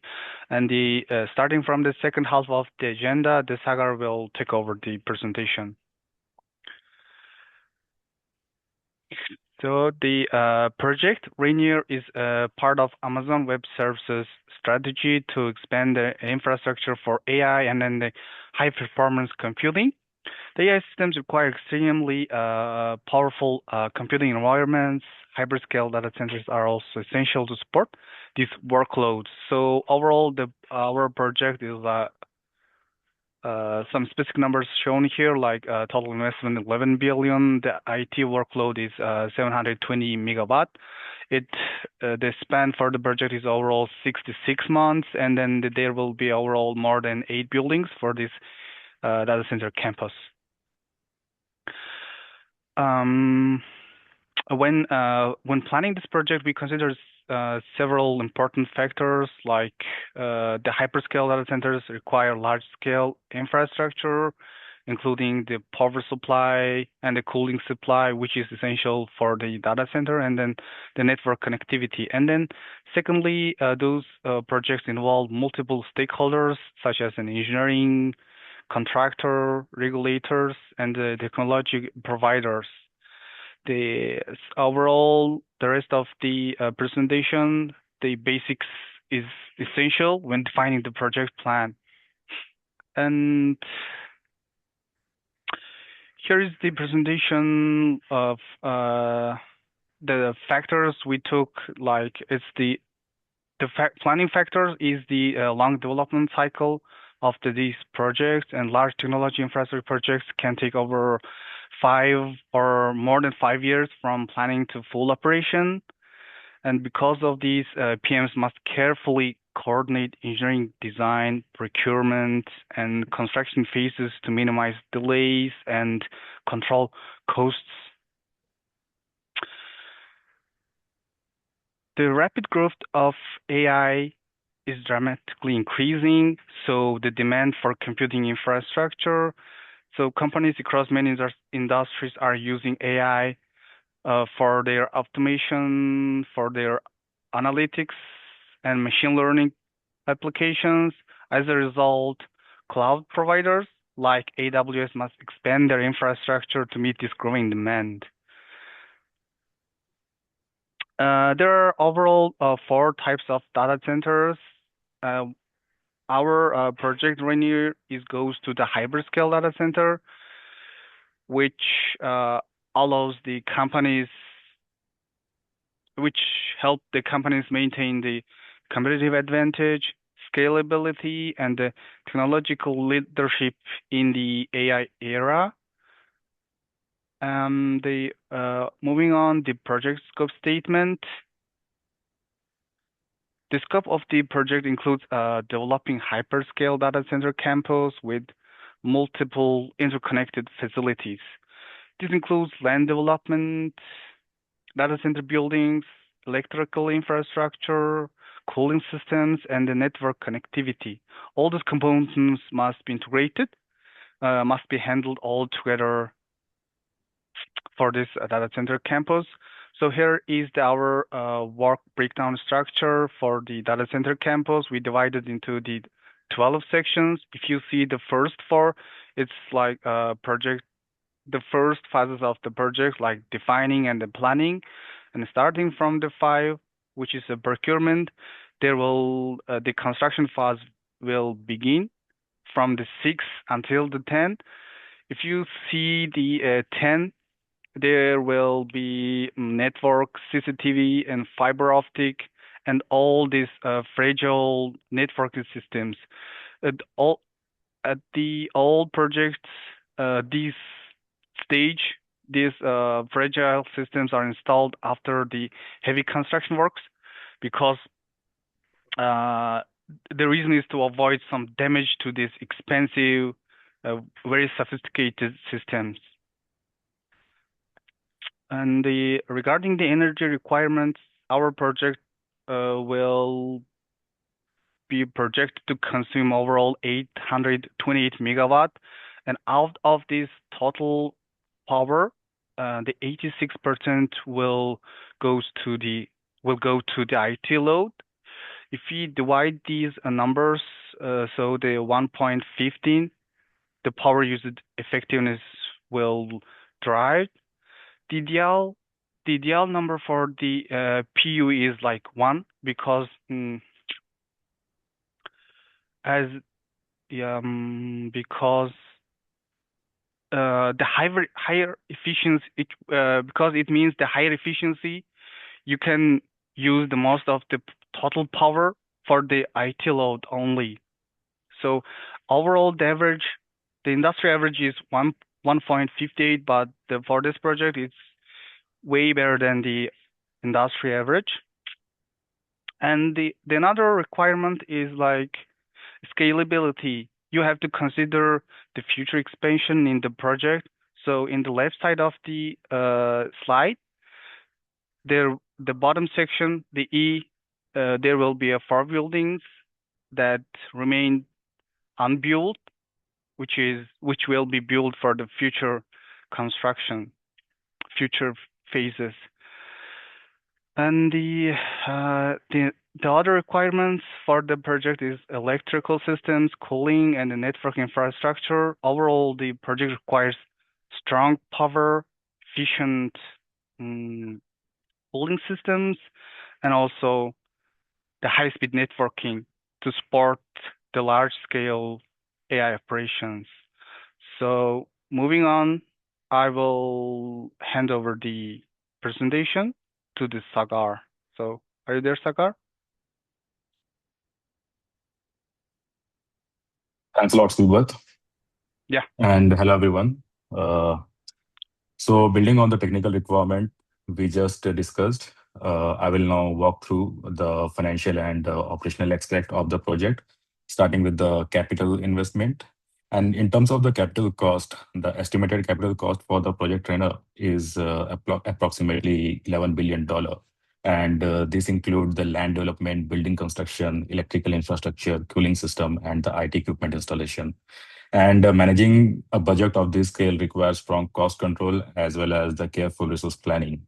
And in terms of the human resource plan, large infrastructure project also requires a diverse workforce. The project would involve construction workers, engineers, IT specialists, project managers, and the operational staff. Also, for effective coordination between these teams is critical for maintaining schedule as well as ensuring successful project delivery. And we would love to talk about the project schedule as well briefly. Based on the industry benchmark, the overall project timeline is expected to be approximately 5 to 6 years. The project includes phases such as planning, permitting, construction, equipment installation, and final commissioning. And also, the proper scheduling ensures that these phases are coordinated efficiently. And in terms of revenue and the business case, from the financial perspective, the project has strong revenue potential. Demand for cloud computing and AI service continues to grow rapidly, and the hyperscale data centers generate revenue through cloud infrastructure services.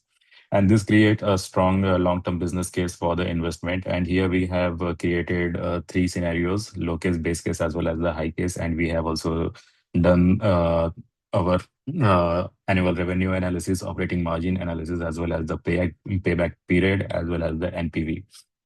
So we can see the base case and the high case are doing really good. And in terms of the risk analysis, however, the project of this scale also involved a significant risk. These risks include construction delays, supply chain disruption, technical integration challenges, and the regulatory approvals. And identifying this kind of risk allows project managers to plan the mitigation strategy early in the process.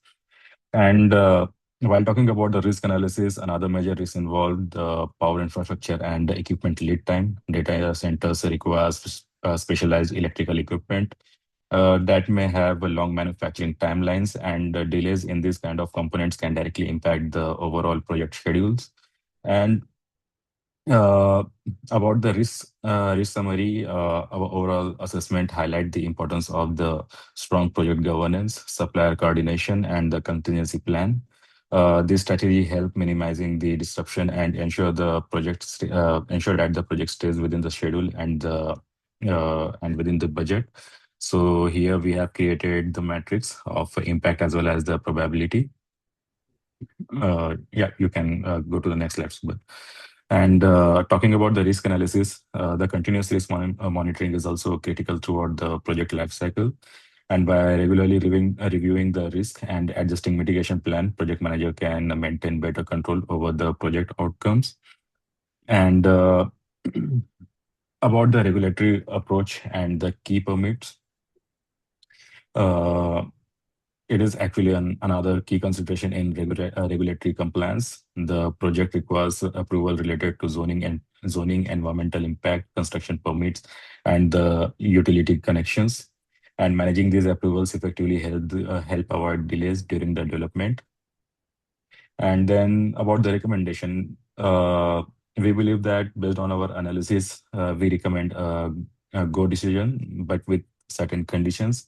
And those are the strategic case for the project is strong, but the investment should proceed using a phased development approach to manage risk and adapt to further demand, as well as we have also panned out some of the no-go conditions as well as the exit strategy, because we can see however the project should, I mean, if major risks are materialized, such as regulatory barriers or major cost overrun, the project should be reevaluated to protect investment and the resources. And in conclusion, the project runner represent a major opportunity to expand AI infrastructure capacity with proper planning, risk management, and phase development. The project can deliver significant long-term strategic values. And also, we have not included in this slide, but I would also like to talk about the data that we were able to gather from the web. That was the earned value as well as the actual cost, which was 1.2 billion for earned value and 1.3 billion for the actual cost. And the cost performance index based on this two value was about 0.92. It is a little bit in the flagged zone because it has the cost overrun, but then again, with a proper mitigation strategy, we believe that it is a good and high revenue generating project. Only you have to be little careful. And as we talked earlier, that the funding that has to be used in this particular project has to be used in a phased and a very careful manner. So yeah, that's about it. Thank you.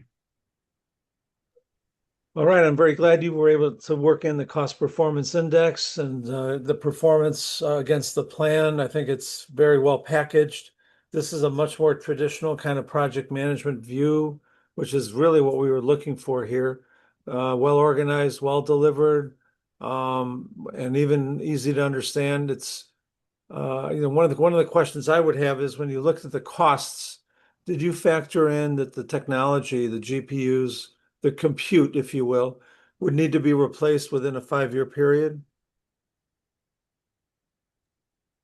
Actually, Professor, the issue that we have faced during this particular project and our researchers was the data was not really very available for us. So we had to do a lot of comparison with a similar kind of data center. And the thing again with the data center is most of the data centers which are being built across the United States are in the range of 400 to 500 megawatt. But then again, this particular data center is going in the range of 700 to 800 megawatt. So, and also since we were not really having that kind of details, so we could not really touch on those kind of areas. Right. I think that's been one of the fallacies that a lot of these analysis, not necessarily from this class, but outside this class, that the technology itself has a very short shelf life, probably less than 5 years, maybe even less than 4 years. So That's true, imagine Professor. all that compute that is being, premium prices being paid to NVIDIA and others will have to be redone every 3 to 4 years. But then again, I would like to add to your point, Professor. Like Sukbat just mentioned in one of the slide that in this kind of data center, they do have provision to expand further that we have highlighted with different kind of colors of those square boxes. Right. And since you mentioned that in every 5 years the technology do get advanced and do develop further. So in that kind of expansion, these Amazon or other data center builders do have that provision to adopt that kind of adopt and incorporate that kind of technology in their data center in the further expansion area. And after that, the do all the other retrofitting work for the already existing buildings. I don't know much about New Carlisle, but I know the state of Indiana in general is very favorable to industry and to even controversial industries that are polluting. So did you call out New Carlisle as a particularly high risk or low risk place to do business? We would say it is a bit of high risk, but high rewarding industry Okay. in terms of New Carlisle. And was it chosen because of its proximity to grid assets and resources, or access to water, or some other reason? It's selected based on the also the locational benefits, like it is the middle of the it's right behind below the Michigan Lake, so it can goes to the east side and the west side for this the population. And also the interesting feature for this project is like the chips they are trying to build for the IT load is also the produced manufactured from the Amazon itself. So for the risks with the supply chain of the chips, it's low. Okay. Yeah. Yeah, a lot of companies, especially Google, they're using their own chipsets now. So they're not embracing Yeah. NVIDIA. They've got TPUs that are very specialized and very efficient for what they do. So for training purposes, as a training data center, they literally can leverage their own chipsets at a lower cost and higher efficiency and better packaging. Any thoughts, Arbella, from your side? No, great job. Well packaged. Thank you. Yep. Thank you. All right. Thanks Thank a lot, you. Arbella Thank you to and both Mark. of Thank you. you. I thought you did a great job. Let's move to our last team for tonight, which is the Crucible JV Smelter in Tennessee, and that's Nicholas and Ama. Okay. Yes. Are you guys seeing the Oh presentation? yeah, a lot of cars. Is that unsold inventory from Hyundai, or what's going on? That's all the material that we'll be able to utilize with this smelting facility. Okay. Sounds great. Cool. Last but not the least, Nick and I will be presenting on the Crucible joint venture project, which is a strategic collaboration between Korea Zinc and the United States Department of Defense. And it proposes to build a large-scale smelting complex in Tennessee to strengthen specifically domestic production of critical minerals that are essential for advanced technologies and national defense systems, for example. We can go to the next slide. So this project is significant because it directly addresses national security concerns that are related to critical mineral supply chains. The United States currently relies heavily on foreign processing capacity for many of its critical mineral needs, particularly from China, and it creates strategic vulnerabilities because these materials are essential for defense systems, advanced technologies, and infrastructure. So to address this issue, the project is structured as a partnership between Korea Zinc and the US government, and the Department of Defense actually holds about 40% equity stake in the joint venture, and that highlights how strategically important it is for the country. So by developing domestic smelting capacity, the US can secure reliable supply chains and maintain technological leadership in this critical industry. Yeah, so the smelting facility will process a range of critical minerals that will support multiple high technology industries. So the metals are essential for semiconductor manufacturing, telecommunications infrastructure like 5G networks, and hardware that's used for artificial intelligence systems. The metals also play an important role in defense technologies, renewable energy systems like solar panels, wind turbines, and especially the electrification of transportation now, for example. So, because these minerals support so many strategic sectors, ensuring a stable supply of these minerals is essential for economic security and technological innovation as well. Yeah, so looking at the market context, demand for critical minerals has increased significantly in recent years, and that's due to rapid technological growth across several industries. So, for example, I mentioned like the electrification of transportation that has increased demand for metals that are used in batteries and electric vehicles. At the same time, the expansion of semiconductor manufacturing and renewable energy infrastructure has created additional pressure on global mineral supply chains. Defense manufacturing as well, aerospace systems, they require a steady supply of some of these metals.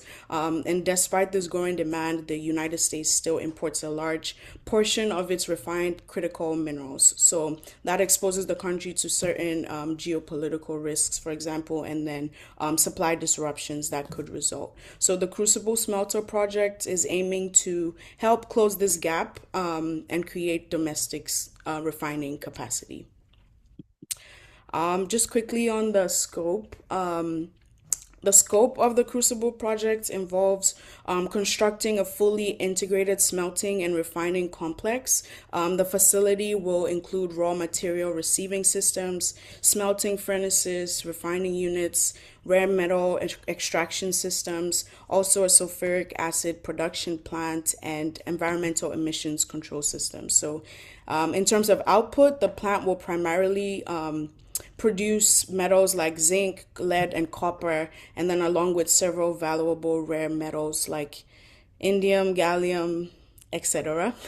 The facility will also recover valuable byproducts like gold, silver, and sulfuric acid, which will also help to improve the overall economic efficiency of this project and of this plant.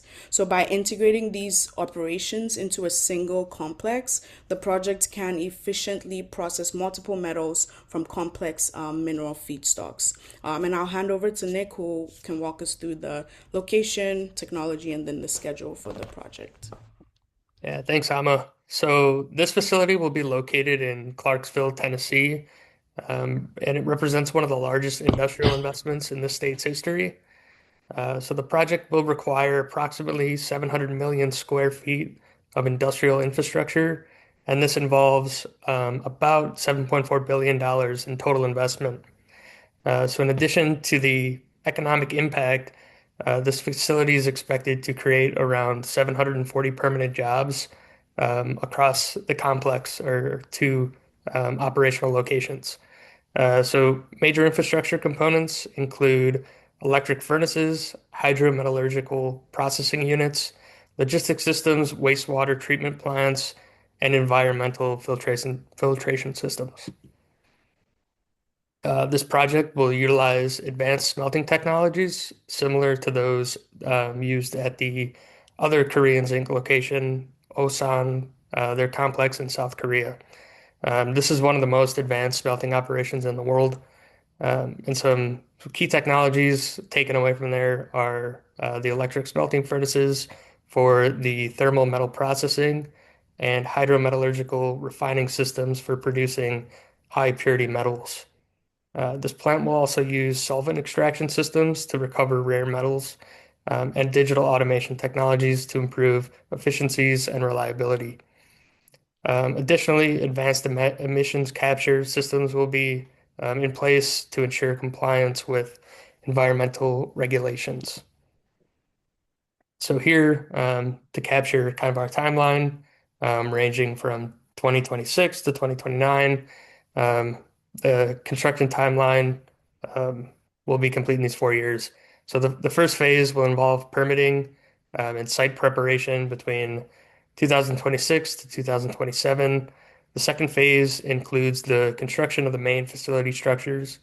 And then during 2028, the major equipment will be installed, followed by testing and commissioning between 28 and 29, to ensure that all systems operate safely and efficiently before going into full production at the end of 2029. And so here, proposed timeline, utilizing the Gantt chart. Here we visually represent the kind of critical path sequence of construction activities, including site preparation, facility construction, equipment installation, and commissioning, along that critical path into fully commercial operations. And then here is, again, the information organized in the grid layout, with tentative resources being assigned to these tasks. So I'll hand it back over to Amma to go through the investment structure. Yeah. So the overall investment structure for this project totals approximately $7.4 billion. The majority of the investment is about 6.6 billion, and that's allocated to construction capital expenditures, including building the facility, installing specialized smelting equipment, developing supporting infrastructure, implementing environmental control systems, and all the other components that we've discussed. And then the remaining about $800 million is allocated to working capital to support financing costs, operational reserves, and the initial inventory that will be needed to begin production once the facility becomes operational. From our research, the funding for the project is coming from multiple sources: equity investment from Korea Zinc, financing from the U.S. government, strategic investors, and then commercial bank loans. We did a financial analysis that's shown on this slide. And this is super conservative compared to the current pricing of some of these metals, just to show that the model, this still is a safe or sound project plan-wise.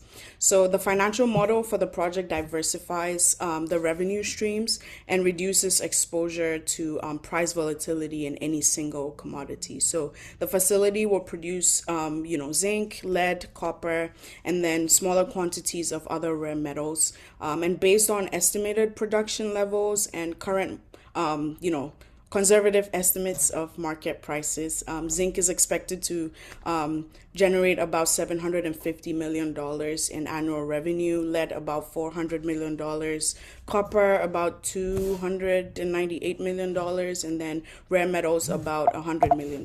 So together, these outputs will generate like an estimated $1.5 billion in annual revenue.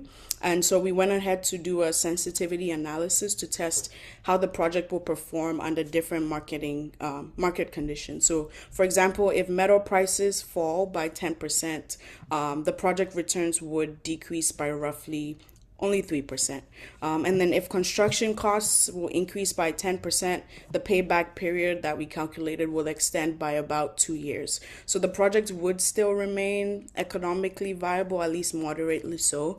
And then overall, we think this diversified approach will help to provide financial resilience and a stable long-term revenue potential for this project.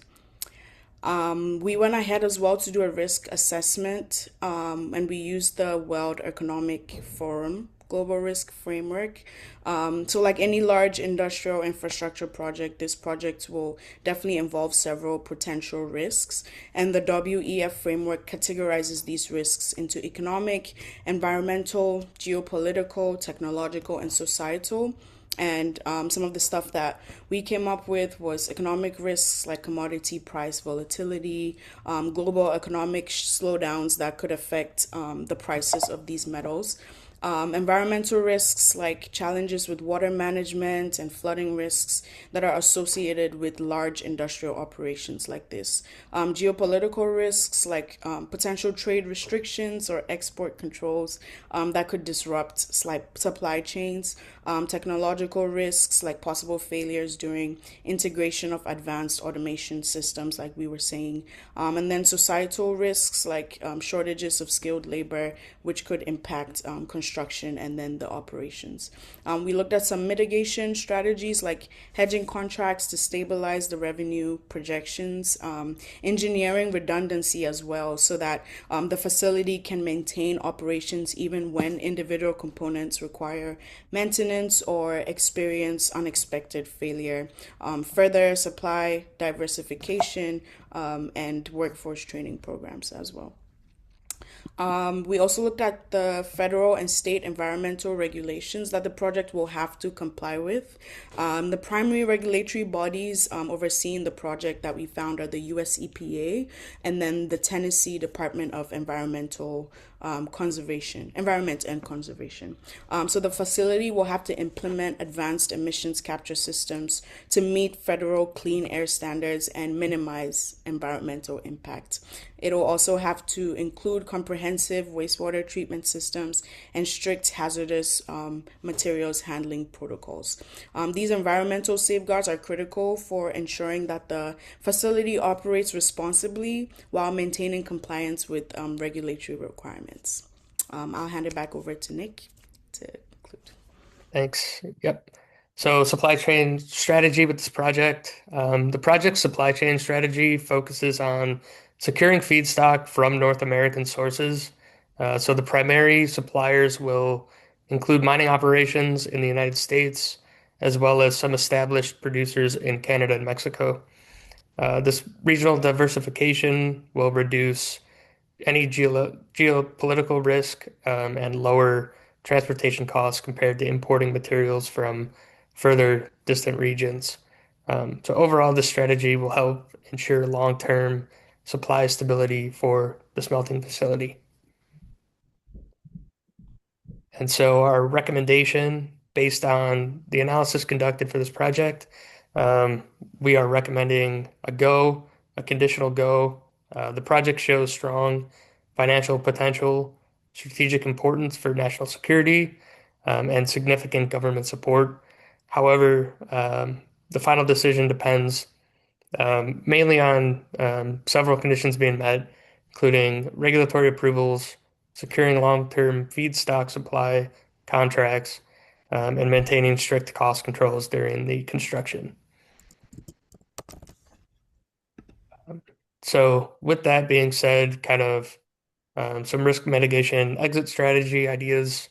If the project economics change significantly, or we provided some contingency strategies here. So the first option, kind of partial asset divestiture, which would involve selling certain facilities or equipment to recover that capital expenditure. Another possibility would be restructuring the joint venture by adjusting ownership and kind of operational responsibilities amongst the partners. And finally, the infrastructure could be repurposed for different ideas such as refining battery materials or critical minerals as market demands shift.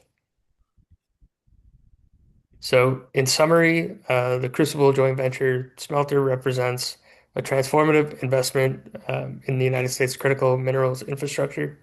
This project will process over 1 million tons of feedstock annually and produce more than 540,000 tons of refined metals. It'll support key industries including semiconductors, defense manufacturing, aerospace, and electric vehicle technology. With this construction expected to begin in 2026 and commercial operations starting around the end of 2029, this project has the potential to significantly strengthen America's industrial and technology capabilities. So when do you see this becoming operational? So we see it at the end of 2029 is the target from what we've researched and what we've plugged into Is our. there everything I've always read told me it takes 10 to 15 years to make a mining operation, commercially viable, from start to finish. So I'm kind of shocked that this thing started in 25 and you're saying it'll be operational in 29. So that's only 4 years. That's pretty impressive. Is that because they're pouring so much money into it, or it's got the backing of the government, the federal government? I believe, yeah, it's we're leveraging heavily the funding and surplus of funds from the government and their prioritization of these kind of material issues. I hope everyone on this call can appreciate the unprecedented nature of this project, and perhaps one of the reasons I added it to the list. Not just the scale, not just the fact that we're putting a new mining operation in Tennessee, which frankly is a pretty friendly state to do it in. It's kind of like Indiana in that sense, but rather the fact that the federal government is putting 40% of the money into it, or is expecting a 40% equity stake as a result, is, I think, pretty unusual. And I didn't think until this administration, I didn't think that the federal government was, trying to collect equity stakes in private companies and publicly traded companies, but apparently we are. And this is an interesting kind of twist to what I would normally assume to be the federal government's role. Yeah. Did you find it odd as well? Yeah, 40% is a pretty high number. I mean, it's not unprecedented for this administration. They've been doing it for semiconductors and I think even battery plants. So I think they've been doing this in other industries as well. But Yeah. one thing I will point out is that, we only graduate about 300 mining engineers in this country every year. China graduates something closer to 12,000. So that's a 40-to-1 ratio, right? Mm-hmm. And it kind of explains why they're so far ahead of us when it comes to, raw material mining, right? Yeah. So I think we can build all we want, but if we don't have the skill sets, we're going to either have to import them or train them one way or the other. Yeah. Right. True. Actually, my mind went to the exact topic that you're bringing up, Mark, in terms of the confidence level and the project plan ending in 2029. So there may be some interesting points for you to look into, and that what's the basis of that timeline, right? So maybe there is a lot to be said about the partnership with Korea Zinc, right? Like, for Yeah. example, if you could highlight, oh, these are some similar size projects. Yes, this is unprecedented, but it's not the first in the world, correct? Exactly. So Yeah. how does this compare to what's been done before? I think that those would be interesting data points to look at. Right. Yeah. Yes. Yeah, what I meant was the unprecedented federal government involvement, equity stakes, and partnership with a Korean firm. I mean, they just seem unusual to me. I guess it Right. just seems like very odd behaviors for politicians who normally would say we're not supposed to pick winners and we're supposed to let the free market, go in whatever direction the free market wants to go in. I'm told that Morgan Stanley, JP Morgan has got a significant, Right. Yeah, we saw that what is too. it? They're putting up a lot of the cash here, right? Yeah. Yep. I think this is a very strategic play for the country. I'm not trying to criticize it. I'm just kind of observing that this is an unusual situation. I don't think I've seen too much of the federal government putting up this kind of money and expecting this much equity, or just even having equity at all, right? Yeah, I mean, clearly, I mean, I'm not definitely don't know a whole lot about this topic, but I know the subject of minerals keeps coming up even in conversations with Ukraine, and so it is. It must matter a whole lot in all sorts of ways. So for this to happen, it probably will benefit us in many different ways. So again, I think the main topic that maybe it can be made a little bit strong, kind of a point that can be made a little bit stronger is that given that we're putting all this money, $6.5 billion, et cetera, that's like instead of, and let's say JP Morgan puts up 40, 50% of it. If instead of 4 years, this becomes a 12-year project, obviously the cost of capital goes up tremendously, right? Right. So, yeah. I do want to say you guys did a great job. I think it was very thorough, it was well organized, extremely well delivered. You guys obviously rehearsed it, which I think is key. One of the takeaways here to have am I right? You rehearsed it? Yeah, we did. Yeah.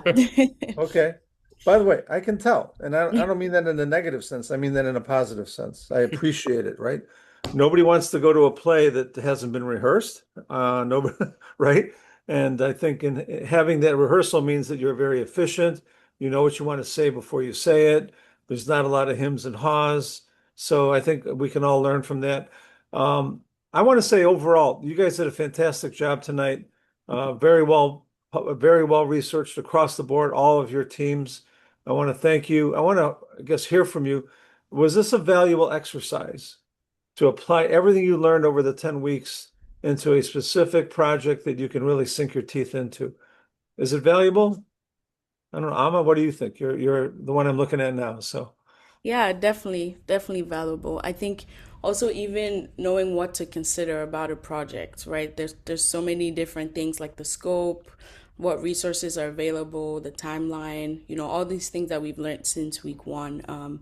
We've looked at projects that have succeeded, we've looked at projects that have failed as well, and yeah, we've picked something from each case study as well. So I think that definitely helped us to make more informed analyses on some of the numbers that we were seeing as we were researching, at least in the case for Nick and I. So yeah, this was very valuable, I would say. excellent, great. Any other thoughts? Yeah, So, I can share some thoughts. sure. I enjoyed working on a project at Amgen and then having Tom kind of talk about the reality of that project in the company. That was super interesting to see that we were on the right track with our estimates and our projections and how we thought it was going to go. And also as we progressed through the class, it just felt like the project made more sense. Maybe at the beginning, I felt kind of lost, but as soon as I started learning more about like project estimation and all that, it allowed my mind to flow a little bit better and understand what I needed to include in the project. That's great. I'm glad it made more sense. It certainly all came together for you. I also wanted you guys to have an artifact that you can bring to your employer or potentially your future employer to say this is what a project plan can and should look like. Um, and by pulling all those pieces together, you have a more holistic view of what a specific project should look like and a project plan should look like. And I want to applaud what you've done tonight. Any thoughts from you, Arbella, before we leave? No, just thank you for inviting me. All excellent projects, and I just want to echo what you said. There is no better way of really understanding the nuances of how to apply the project management tools than actually, taking a project, real life, real world project, and all of these are very, relevant topics that you had picked and to see you actually use the project management tools in these contexts is fantastic. This is the way to learn and make sure that you really kind of internalize what are the nuances about the way that these tools need to be used. So well done. And you guys really stepped up. I know each and every one of you is outside of your comfort zone. I told you guys when you started the program that part of my job is to stretch you outside your comfort zone. None of you are in drug discovery. None of you, to my knowledge, work on data centers, and none of you have worked with smelters. So every one of you was outside of your comfort zone. You stepped up. You were professional about it. You learned what you needed to learn. And I think your next job may force you to do the same anyway. So I'm only preparing you for what might be your next real world assignment. So with that, thank you all. It's starting to really rain pretty hard out here. So stay safe and stay dry. And I'll be giving you more detailed feedback as I do the grading for this assignment. Okay. Have a great break. I'll see you in the spring. Sai, thank you for your help for the whole quarter. Any thoughts from you, Sai, as a parting comment? Yeah, Professor, it's a lovely course, and I enjoyed the course. So it's an amazing experience, and I enjoyed correcting the assignments as well. And just a final thing, like George has joined like pretty late, and he's supposed to submit, I think, 1 or 2 assignments. So George, can you please submit that? Like, Yeah, I'll get that Yeah. done. Thank you. yeah, Yeah, we can deal with that privately. We don't need to do that in public. But yeah, yeah. anyways, thank you all. And if you're missing any assignments, just get them in, and I'll see you after the break. Have a good break, and see you in the Sorry, spring. just a Yep, question. Can I ask? sure. I think we have to do some peer reviews. I was just wondering, are we reviewing like who we worked on the project with? I know some people are alone on their project, so I wasn't sure. I think there's a Um, survey link that was included there, right? right. So So, that survey link takes you to a SurveyMonkey's questionnaire. right. So I think we're supposed to like I'm just wondering who are we reviewing? Because The we've people had on your different. the project team, the final project team. Okay, So, cool. and then in most cases, apparently it was only a team of 1. So, some of you have a team of Yeah, 2. So it should be a relatively easy thing. The original yeah, intent was when we had larger projects to have, a larger peer review. But this peer review is really whoever you work with on your final project. got it. Thank Okay. you. All right, guys. Take care. See you Thank you later. so Thank you so much, much. Professor. Thanks, Feel Bye-bye. Thank you, Professor. better. Bye-bye. Professor. Feel Have a better. good Sorry, day. no samosas tonight. Oh. Thank you. Have a good Make one. Bye. make your own. Bye-bye. Maybe in the first class of negotiations. There you go. I promise you with negotiations, more fresh samosas. I'll show up just to Thank get you a so samosa. much. Thank you, Take care. Professor. Bye-bye. Have a good one.